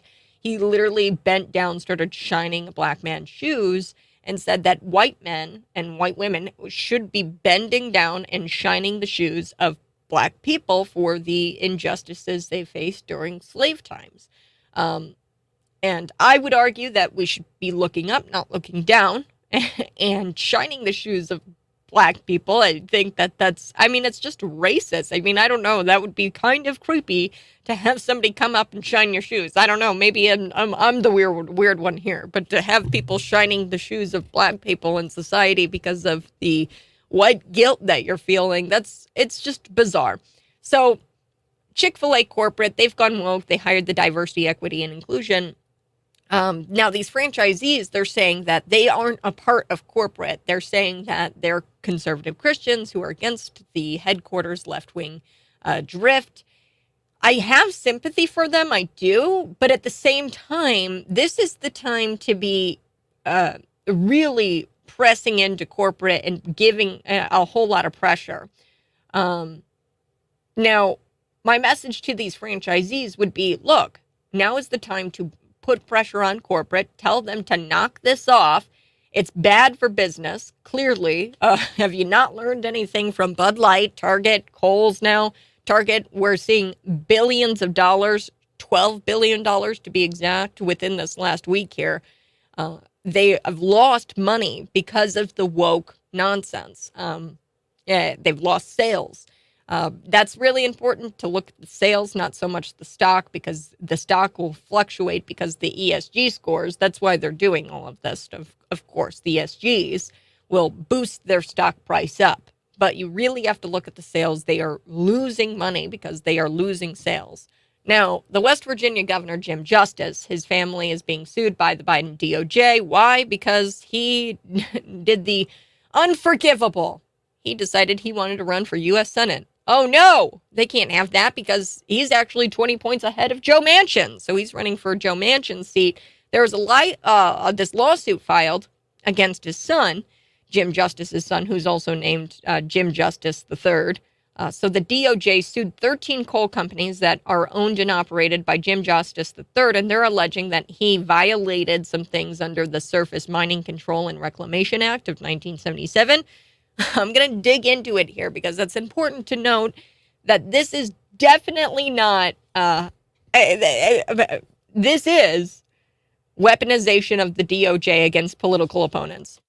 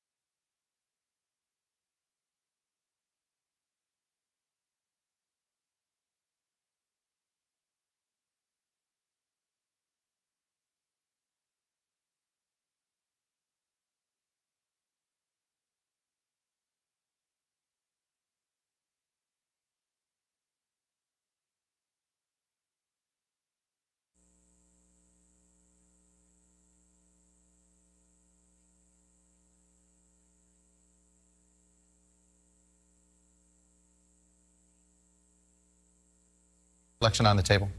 Everything's on the table. Is running for governor on the table or no? No, I've done that. That you've ruled out? I've done that. Yeah. So everything on the table, there's basically only one other thing, the presidency. Is that something you would do outside the Democratic Party? The only thing I can tell you is what I will do is whatever I can when I make my decision, what I think is the best that I can support and represent the people of West Virginia, but also be true to this country and the Constitution of this country. That sounds like somebody that's looking for a way into national politics. Well, you know, every senator's on a national. I understand that, but you know where I'm going. I know where you're going, and the bottom line is you're not telling me no. I'm telling you that I'm going to do everything I can to make sure that when I make my decision, I make it based on what's best, what I think I can do to support and best for my country and my state. Do you want President Biden? So there you have it, folks. There's Joe Manchin. He's kind of dodging the question there. Why am I talking about Joe Manchin? Well, let's dig into this because we've got the West Virginia governor currently. His name's Jim Justice, and he's announced that he wants to run for U.S. Senate, i.e. Manchin seat. So the DOJ, what did they do? They went after Jim Justice's son, who's also named Jim Justice. He's Jim Justice III. Now, the DOJ said that these companies that Jim Justice's son now runs has been cited for 130 violations, and they failed to pay $5 million in civil penalties assessed by the Office of Surface Mining, Reclamation, and Enforcement. Oh, these pencil pushers, I'm telling you. They've got all kinds of green weenie stuff that apparently this coal company, they've got 13 coal companies owned and operated by Jim Justice III now. They're saying that they failed to pay these penalties because they were in violations of, I don't know, green weenie this, green weenie that. The lawsuit states that between 2018 and 2022, the coal company that he had more than 100 violations, and they issued 50 orders to pay, like 50 different what do you call them? Fees, right? So they have to pay these fees. At the end of the day, this is clear. This is weaponizing some sort of bureaucracy that I didn't even know really existed against a political opponent. Because guess what? Jim Justice, the dad here, he is 20 points ahead of Joe Manchin. And look, they want to do everything they possibly can to knock people out who do not align with them politically. That's what they've done with the DOJ here. They did it against Donald Trump with the clandestine human sources, the spies that Hillary paid. She had paid operatives to spy on Donald Trump's campaign, and they pushed out the FBI, the DOJ. They all pushed out this lie that Trump was colluding with Russia to take the 2016 election. That was totally untrue, and that's clear from the Durham report. But this is just another example of the DOJ being weaponized against political opponents of the Democrat Party. That at the end of the day, it's the Democrats who don't want people to run against them, and that's what this is all about. So, hot off the heels of that, one thing I want to bring up is Stephen Nelson. He's a reporter, and he was talking with John Kirby, who's the National Security Council spokesman, and he was put in the hot seat, folks. Whew, John Kirby in the hot seat. And he was asked the question, hey, we'd like to know I think we'd all like to know the answer to this. What is Joe Biden's response here to the fact that most Americans think he's corrupt? Yes. So Stephen Nelson had the cojones to bring up the FD 1023 form. Now, this is a form that a whistleblower brought to the committee. It's a committee. It's a House Oversight Committee chaired by James Comer, Chuck Grassley, and they're looking into the weaponization of the FBI. And this form allegedly shows a bribery deal by then Vice President Joe Biden, in which he was given money in exchange for policy action. So as sitting vice president, he was promised all of this money if he were to do things politically and policy-wise to benefit foreign adversaries, which is straight up treason. If this document does in fact show this bribery deal took place, this is not going to be good for Joe Biden. Now, the FBI, they tried for a very long time saying that this document didn't exist. They tried saying that for like a month. And they pushed the puck down the field, down the ice rink, whatever. They pushed it down for a month. They stalled. And finally, they did admit that this document did exist. And then they said, oh, well, we're only going to let James Comer and Chuck Grassley see this. And they were like, no. We are going to say that you're not complying with this subpoena request because we want the entire Congress, the committee here, to see this. We want Congress to have access to this form, this FD 1023. And they said, if you don't show Congress this form, then we are going to proceed with a contempt action against the FBI director, Christopher Wray. This is a big deal. This form is a big deal. And I think it's a smoking gun. I hope we get it soon. But this reporter, his name's Steven, and he brought up not only the document, but also the fact that 53% of Americans, including a quarter of Democrats, believe that Joe Biden was involved with his son and the illegal influence peddling scheme when he was vice president. They think that Joe Biden is corrupt. The reporter said that there's evidence that Joe Biden interacted with a number of his relatives and associates from China, Mexico, Ukraine, Russia. So he is involved in his son's business dealings with these foreign adversaries. Let's take a listen to the exchange because I think it's important to hear the reporter ask this question because he does a very nice job. He's got the receipts and it's hard. I've been in that seat before. It's hard and not quite to that level where you're questioning the National Security Council advisor to the president. But I've definitely questioned JB before, and it's hard to bring forth the receipts against these people who wield a lot of power, and they know they wield a lot of power, and they just continue to lie. So let's take a listen here. Want to take a listen to this. This is the reporter Steve Nelson. There have been many developments in the House investigations into the First Family's international business dealings recently.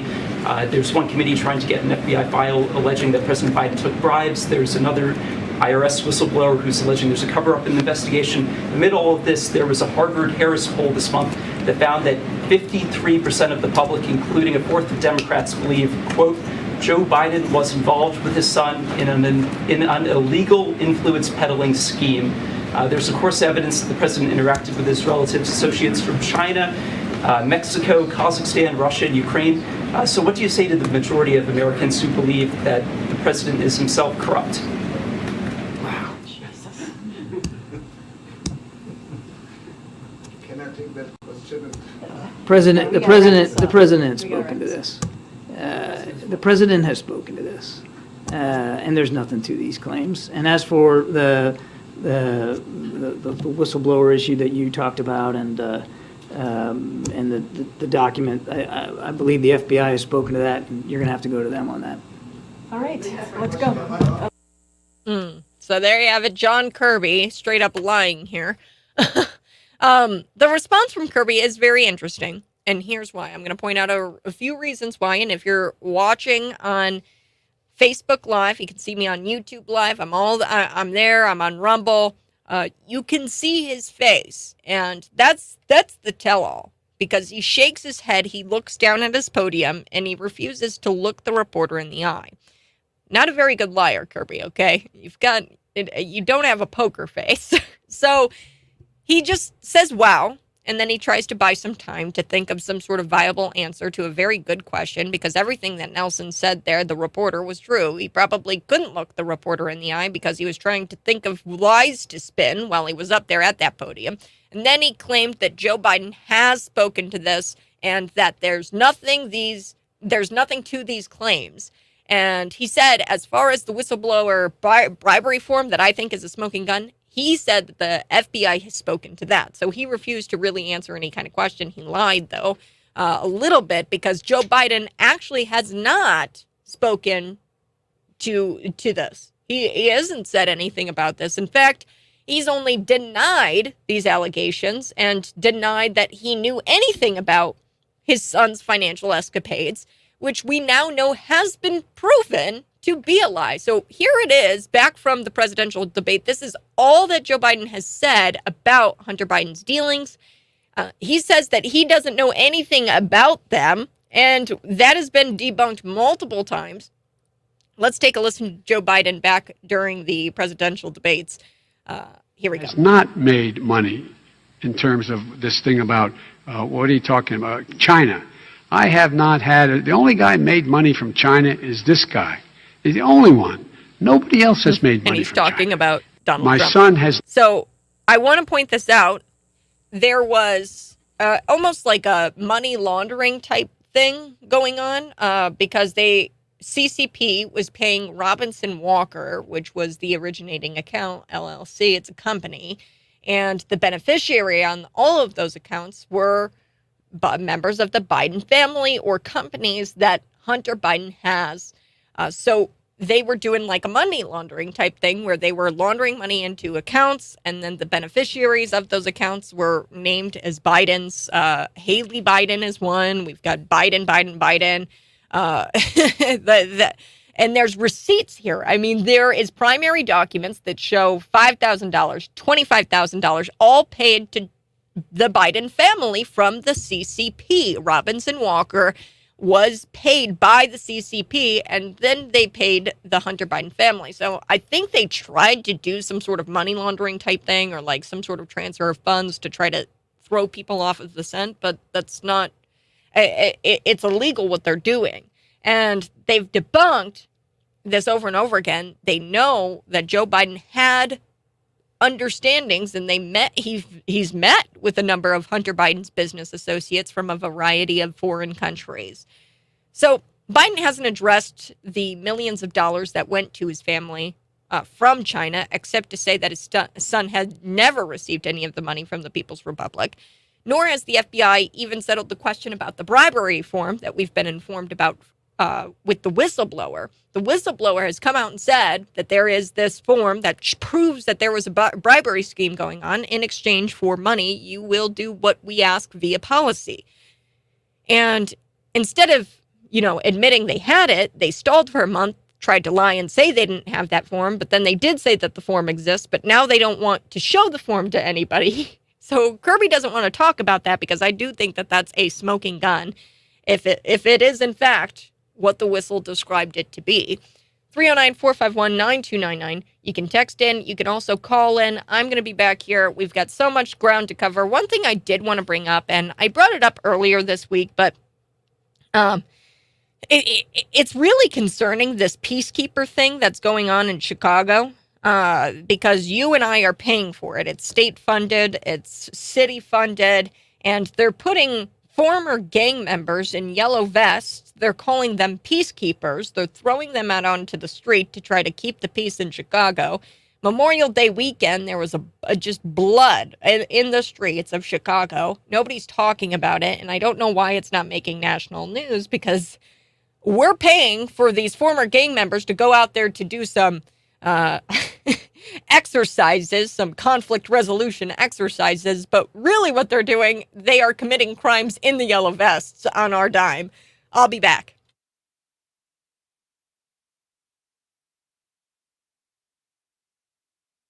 Yeah, so we're going to talk about that. Got a few things I want to talk about. We're going to be right back here talking about Chicago and the peacekeepers, because we paid $11 million for these peacekeepers. And I mean, the Chicago Tribune, I thought it was a Babylon Bee article, to be honest with you. I can't believe that we are actually paying former gang members to go out there and play counselor with these other gang members. And of course, it's a recipe for disaster. Because now we have evidence that there's this guy, his name is Oscar Montez. He's now sitting in jail. He didn't make bail. He couldn't get out on bail after beating somebody, and he was wearing one of these yellow vests, and he beat a Chicago motorist, just a bystander, and he beat him so bad to where his vision is permanently impaired. So we are going to be talking about that. Also, Target losing $12 billion since pushing the satanic dress, this wear during Pride Month. They are losing a lot of money, and boycotts work.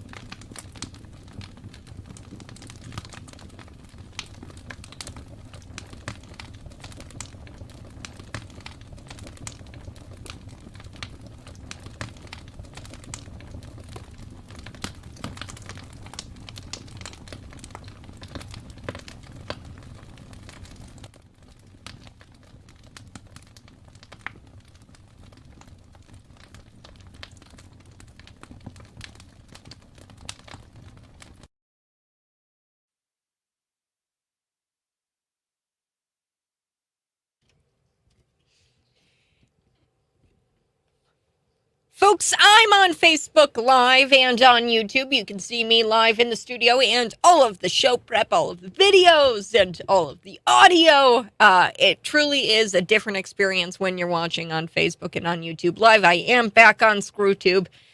So, one thing that I wanted to bring up, Jews against George Soros. So I guess there's a coalition out there. This is kind of a funny story. I don't know if anything is really going to come of it, but there's Jews against George Soros, and they've launched this after leftists say criticizing him is actually anti-Semitic. So there is now a coalition out there saying that they disapprove of George Soros. Now, a new group has been created. This is from the Post-Millennial. And they are against the extremist agenda of George Soros. George Soros, for those of you new to the program, we've talked about George Soros before. He is a leftist who is infamous for his influence on American politics, his influence on American politics, and he is very anti-law enforcement. So he backs DAs like Alvin Bragg. He also backs DAs like Kim Foxx. And, of course, I'm going to get into the Chicago mayhem that's going on, and Kim Foxx and these people. They just let these people out of prison. I don't know why this guy, Oscar Montez, was out of prison. He shot somebody, a former, he's a former gang member, and he shot somebody who was in a gang or whatever, had some sort of gang affiliation. He only served like 10 years for killing somebody. Which I don't know why that was such a weak sentence, but he did. And turns out we're paying him $100 a day. There's this program out there from the Illinois Department of Human Services. They've launched it in tandem with the city of Chicago. And what they've done is they've put former gang members like Oscar in a yellow vest, and they push them out there and they say, okay, for $100, go out there and do some conflict resolution exercises with these gang members, with these people committing violence in the streets of Chicago. Just go out there and try to reason with them.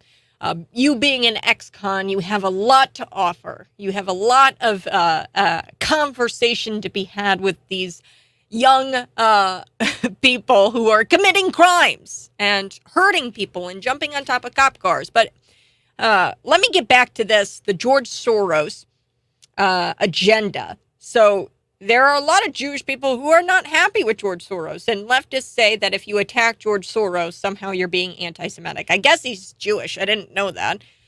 George Soros is Jewish. Now, this is all being led, this coalition against Jews against Soros is being led by a Newsweek editor. His name is Josh Hammer. And there is a Missouri Attorney General candidate. His name is Will Schwarf. And they pledged to fight back against the common left-wing smear that opposition to Soros and his sprawling network of political organizations is anti-Semitic. They're fighting back against that, the Jewish community. And there's a coalition. They say, attacking Soros for his influence on American politics, to say nothing of his nefarious agenda in Israel itself, isn't anti-Semitic. The group asserts. This is a new group, and they say it's simply a fact that Soros funds a huge portion of the radical left in this country, and he must be stopped. So people are saying that you're anti-Semitic if you stand against George Soros and his influence on American politics. And Josh Hammer, observed that many who criticize Soros for his political activism are commonly labeled as anti-Semites, pointing out that Elon Musk was recently attacked by a left-wing media as just that. So Elon Musk was told that he was anti-Semitic because he pushed back against George Soros.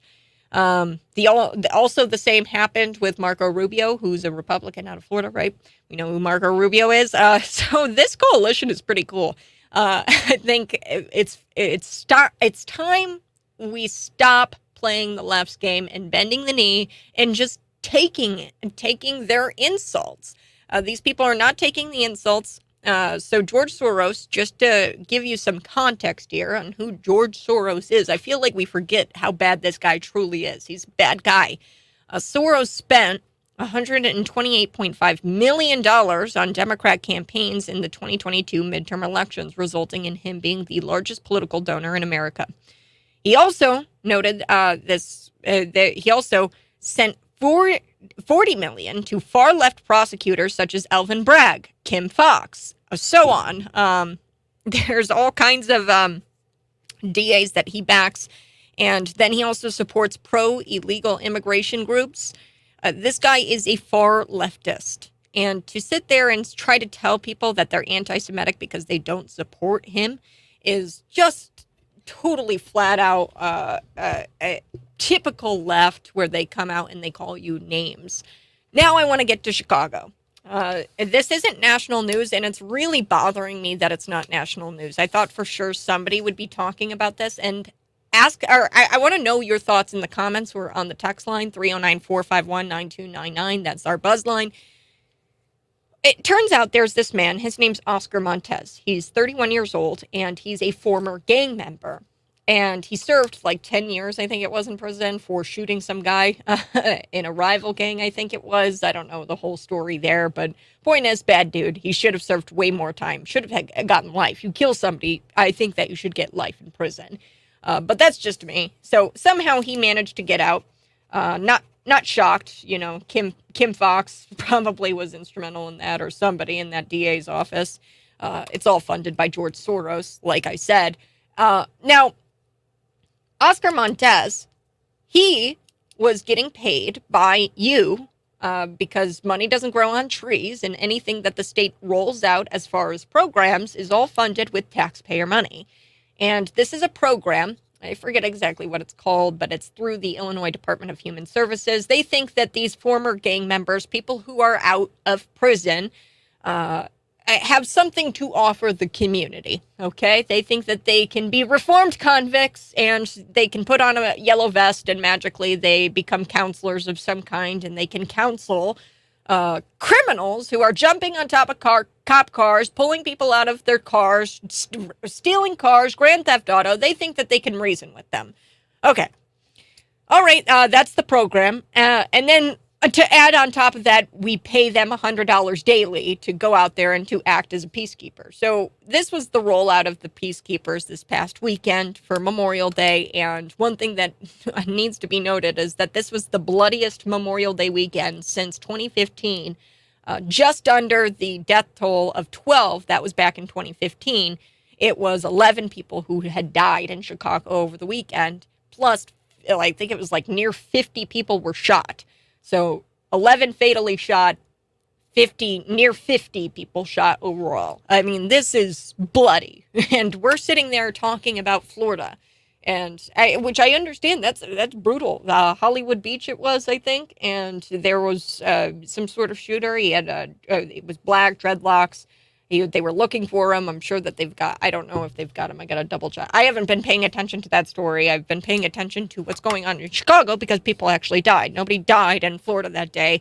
Although it's tragic, I'm not trying to downplay it, but I don't know why that got national news. And Chicago literally paying convicts, ex-cons, literally paying cons to go out there and try to make peace.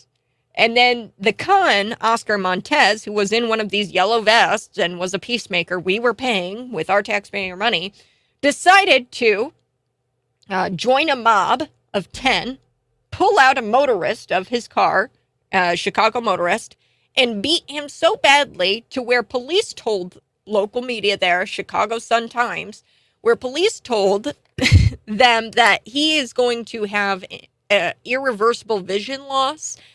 That's how badly Oscar Montez beat this person, and he was acting as a government an agent for the government. He was acting as almost police, and he was being paid by the government to be out there to try to help people. And instead, he turned and got with some sort of mob and pulled somebody out of their car and beat him so bad. And I just have a question. Do you think it's because it's Pritzker? Do you think it's because it's Brandon Johnson and they're Democrats? That's why this isn't making national news?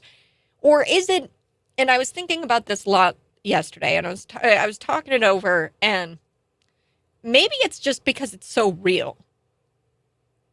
Right? I mean, you think that this couldn't be real. We can't be paying ex-cons to go out there and police our streets. We surely can't be doing that. But we are. And it's so real that I think that people don't want to talk about what's going on in Chicago. And I don't know if it's just because they're Democrats or what, but you would think that some media outlet somewhere would pick this up and say, enough is enough. This has to be some sort of violation of human rights to have people out there being paid on your dime, to go out there and hurt people. At the end of the day, that's what happened in the story of Oscar Montez. And this should be national news. This should be headlining every Fox, CNN. This should be the headlines. The fact that we've got a governor who decided to pay people who are bad people, who shot people and killed people, to go out there and play counselor in the streets of Chicago. And actually, they turn around and they just commit more crime. 309-451-9299. I don't know. What do you think? Is it because it's too real? Or is it because they're Dems and they don't want to talk about it and the media is just a fourth branch of government and they're propagandizing and they're trying to make JB look good? I don't know. I'll be back on the other side. We do have to talk about Target losing $12 billion just in the past week.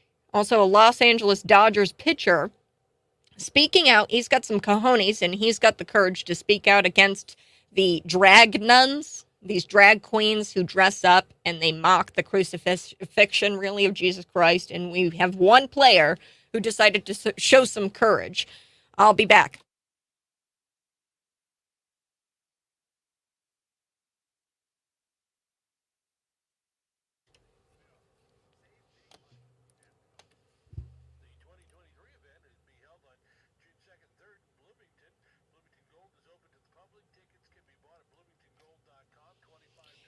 Yes, so we've got Jennifer Kenny, I don't know. So she says, now do Muhammad. Yeah, well, that's the thing is, are these drag queens going to mock Muhammad? Are they going to mock the Islam faith? No, they're mocking Catholics, and they can get away with it because for some odd reason, Christians don't stand up and talk about Jesus, even though that's literally the whole point of Christianity is to spread the gospel, right? And to spread the word of God, and to try to make or try to save souls. That's the whole purpose of the religion.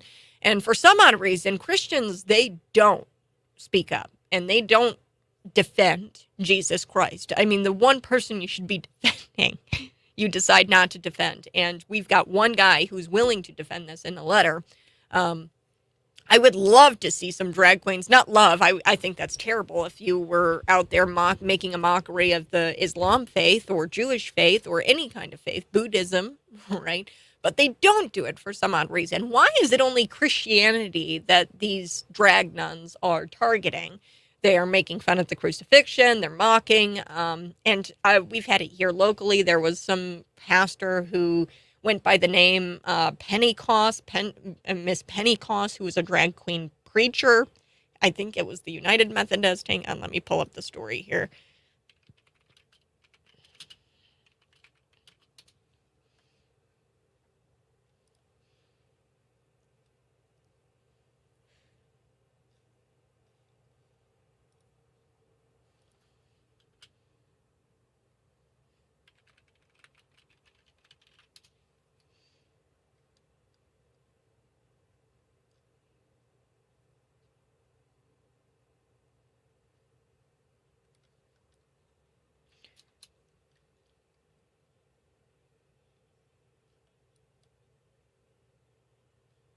So here we go. This is a drag-themed Pentecost, Miss Pentecost. She's a drag queen, or he's a drag queen.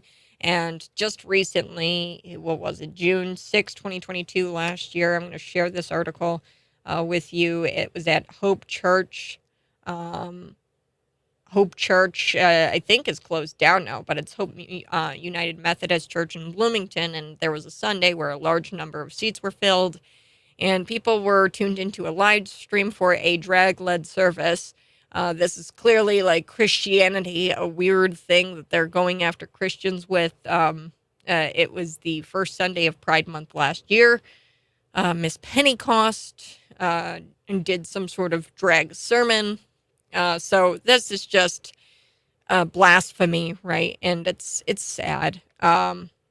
It's just sad. But I think it's weird that there are only drag queens and only drag nuns that go after Christian faith and not Muslim faith or Islam or even Buddhism or Judaism or anything like that. It's always the Christians they go after. And I've tried to say it before. Audrey Hale is still in hell. This is a hell update. She's still there. And she went after Christian children. There's something about, well, and I really know what it is. It's this transgender movement. It pushes out this idea that you are more important than God. That's really what it is. At the end of the day, it's self-worship. It's very narcissistic, where you think about yourself only, and it's in direct ideology opposition to that of the Christian faith, because we, in the Christian faith, believe that humans are inherently, we're sinful, and we are sinful beings. There was the original sin. And through Christ, we have salvation because he died for our sins, and we can repent for sin, and we can try to live as Christ, do as Christ does, and be more Christ-like. And that's through service. That's through spreading the word of God and saving souls by getting them to profess Jesus to be the Lord and Savior of their lives, right? So there is a direct violation, or a direct opposition, I should say, with the whole transgender movement and Christianity, because Christianity tells us that we are sinful beings and that we are not worthy of worship. And then the transgender movement suggests that you, just for being human, are worthy of all the respect, all of the praise, and all of the worship, because you are just simply human. Every single argument against the trans movement I like to start it out with is why? Why do you deserve this? Why do you deserve more? What gives you the right? What gives you the right? Why are you so important? So yeah, maybe that's why they go after Christianity only and not the Islam faith. Nice point, Jennifer.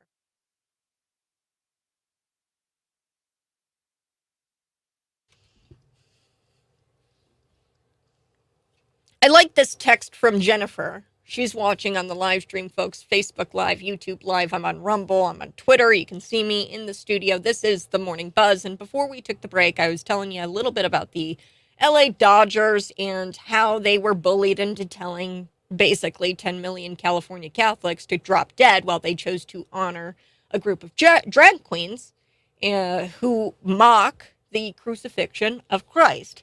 I make no bones about it. I am an evangelical Christian. That is where my religious identity lies, I guess.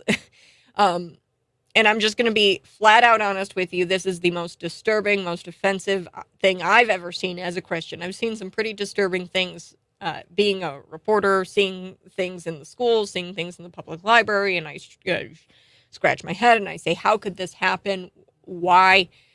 There is a video out there of these drag queens who mock the crucifixion of Christ. They dress up as Mary, Joseph, Jesus, and they mock the Stations of the Cross. They mock the Eucharist. They dress up as religious figures, and they're called the Sisters of Perpetual Indulgence. And they were invited by the LA Dodgers to perform for their Pride Night, which is supposed to be happening, I think, middle of June sometime. And originally, the LA Dodgers did say that they were going to cancel or not allow the performance to continue, because it was brought to their attention that this was considered offensive for Christians and for Catholics. But guess what? The leftist politicians, they got their noses in there and they got involved, and then the team bent the knee and they claimed that the franchise is going to continue to work with the LGBTQ partners to better educate themselves, blah, blah, blah, blah, blah. So they decided to keep the sisters who make a mockery of the Christian faith. And like I said, I'm on the live stream, and Jennifer pointed this out. Now do Muhammad, bet not. So that's a great point. And I have a hard time trying to understand why it is the drag community, the LGBTQ community, is so upset with Christians in particular. You never see drag preachers for the Islam faith out there. You never see drag preachers out there for Judaism, really, or anything quite like that. It's always Christians they tend to go after or tend to mock. They don't mock Muhammad. They don't mock the Islam faith, probably because the Islams aren't. And I'm just going to say it. There's some cold Christians. There are some very cold Christians. What do I mean by that? Those are Christians who are not on fire for Jesus and aren't willing to speak out in the name of Jesus, which is so sad because the whole purpose of being a Christian is to profess Jesus and to spread the word of God. We do have one LA Dodgers pitcher who's willing to put himself out there, and he had the courage to speak out against the nuns, the drag nuns that are supposed to be performing at the Dodger Stadium. And he put out a statement. But I get this question all the time. Why Christians? Why are they going after Christians? Clearly, Satan is something they love because there was that shirt at Target that they were selling to children. It says Satan respects your pronouns. There's similarities here, or like there's coincidences, I guess, where the LGBTQ community really doesn't like Christianity, and they make that known. There's a reason for that. And I think it's because there's very clear, stark opposition between Christianity and the ideology of that being trans or LGBT or whatever. I don't know. So there's very stark differences. Christians, they believe that humans are sinful and we are undeserving, but through Christ, we are forgiven because he died for our sins. And we should be led by Christ in our lives to do good things and to spread the word of God. That is, a vision, a mission that we have as Christians, okay? We believe that we have original sin, that we are sinful beings because we are human. We believe that, and we are very humble in believing that. Right? We are humble ourselves. That is in direct opposition to the narcissistic ideology that is at the root of trans ideology, where they believe I am worthy of worship, I am worthy of whatever I want in this life. Whatever I want, I should immediately have it because I am a human being. So that is the direct opposition between the two forces here, Christianity opposing the trans ideology or whatever they believe. Transhumanism, I don't know what it is, but it's the self-worship. So that's where we clash a lot of the times. And I think that's why they go after Christians so hard, is because there is a direct opposition between our ideologies. So the LA Dodgers pitcher comes out and he says, I'm disappointed to see the Sisters of Perpetual Indulgence, that's the drag nun group, being honored as heroes at the Dodger Stadium. Many of their performances are blasphemous, and their work only displays hate and mockery of Catholics and the Christian faith. I understand that playing baseball is a privilege and not a right. My convictions in Jesus Christ will always come first, though. Since I have been with the Dodgers, they have been very much supporting of a wide variety of groups. However, inviting the Sisters of Perpetual Indulgence to perform disenfranchises a large community and promotes hate of Christians and people of faith. So he goes on, and this is my favorite part. He says, I believe Jesus Christ died on the cross for my sins. I believe the word of God is true. And in Galatians 6:7, it says, do not be deceived. God cannot be mocked. A man reaps what he sows. This group openly mocks Jesus Christ, the cornerstone of my faith, and I want to make it clear I don't agree nor support the decision of the Dodgers to honor the Sisters of Perpetual Indulgence, this drag group. So good on him. At least he had the cojones to speak up. I got to take a break. We're going to wrap up the show here next. This is The Morning Buzz.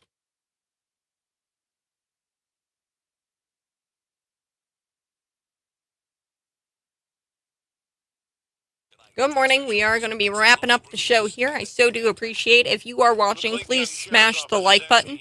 I would greatly appreciate it.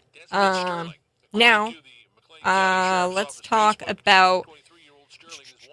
We've had a kind of a slow news day today. It's all right. Sometimes it happens.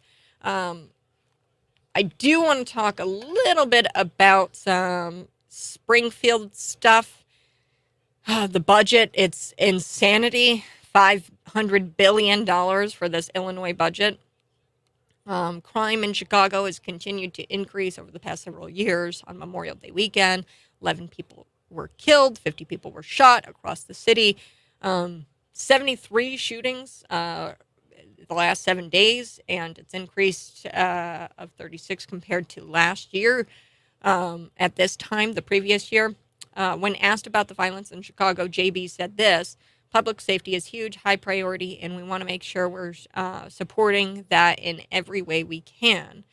One of the ways we are doing that is addressing the root causes of crime. So the way he's addressing the root causes of crime, like I told you this morning, this peacekeepers, I guess, city activists have called for a change. His name is Tio, and he is a part of a group that is called the Violence Interrupters, and he said the police need more authority. So this is what happens when you defund the police and when you espouse hatred towards police officers. You start to see an increase in crime. Who knew? 2 weeks ago, Cook County Sheriff Tom Dart told the Chicago Sun-Times state legislators they need to repeal a law allowing criminal defendants on home confinement to furlough days for personal business, noting 129 rearrests. So there's a legislation out there currently that gives criminals a chance to, if they're on home confinement, to postpone their court dates and to not show up, so they can take some days off for like personal reasons or business reasons to not show up to their court date. And between this time, right, between them being confined to their home and them having days in between their court date, they are being rearrested and for reoffending. Okay, so they have downtime to reoffend. And the sheriff here, the Cook County Sheriff, is saying we need to knock that stuff off. So Pritzker said helping underfunded communities could help address the violence they experience. Let's just throw more money at the problem. I've created the problem, and we're going to throw more money at the problem. The $11 million that we were using to pay these peacekeepers over Memorial Day weekend to do what exactly? Try to reason with people who are committing violent crimes? It's just it's a nightmare, and people are dying. At the end of the day, 11 people died. So that's at the end of the day, that's what it's all about.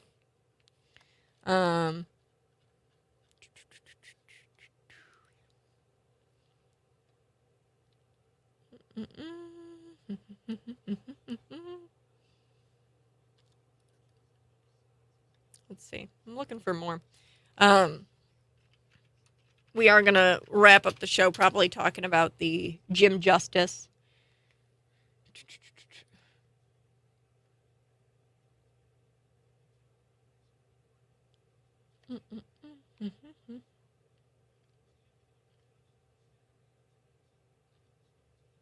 Yeah, the budget's not balanced, okay? Don't let that lie. Go out there. They're not balancing the budget. Okay.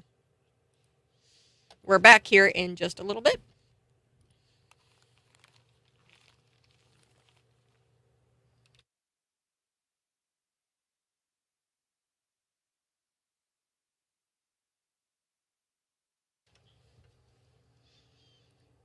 Good morning. Thanks so much for joining me. I so do appreciate you.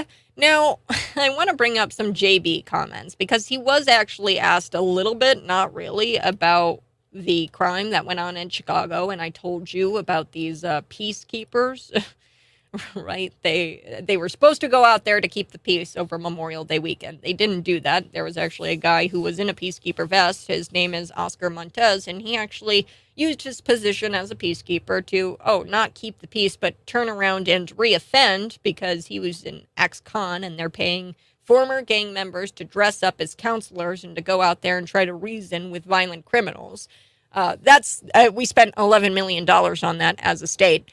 Now, crime in Chicago is continuing. JB was asked about it, and guess what he says? Quote, helping underfunded communities could help address the violence they experience.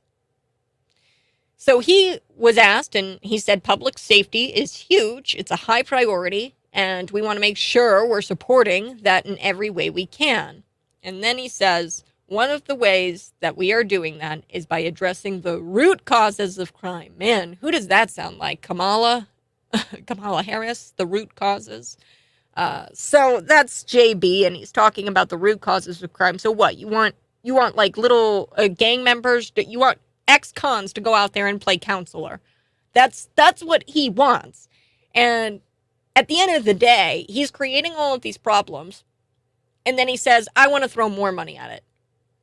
That's my solution. We're going to throw more money at these people who are committing violent crimes. We're going to pay them to go out there and play counselor. No, there's very simple solutions to problems like this. Lock them up. If you shoot somebody and kill them, you should probably stay in prison, okay? Life for a life. It's very humane to keep you in prison because back in the day, what we used to do is we used to kill you. If you killed somebody, we would kill you. A life for a life, an eye for an eye. Now, what we've done is the progressive thing, and we keep you in prison and we feed you. That's very, very nice of us to be doing that as a society, but we're not utilizing our prisons, and we're letting people out after 10 years after shooting somebody in a gang-related activity, and then we're giving him $100 to go out there and play counselor. 309-451-9299. That's going to do it for me here on The Morning Buzz. You can be sure to watch the show back if you missed any of it on Facebook, on YouTube. We're there. Subscribe to the channel. And you can check out our webpage. That's cities929.com. There you can find the podcast. Just click on The Morning Buzz. And you can also find our YouTube channel there. You guys have a great day. Bye-bye. I love you. We'll catch you tomorrow morning, 6 a.m. to 9 a.m.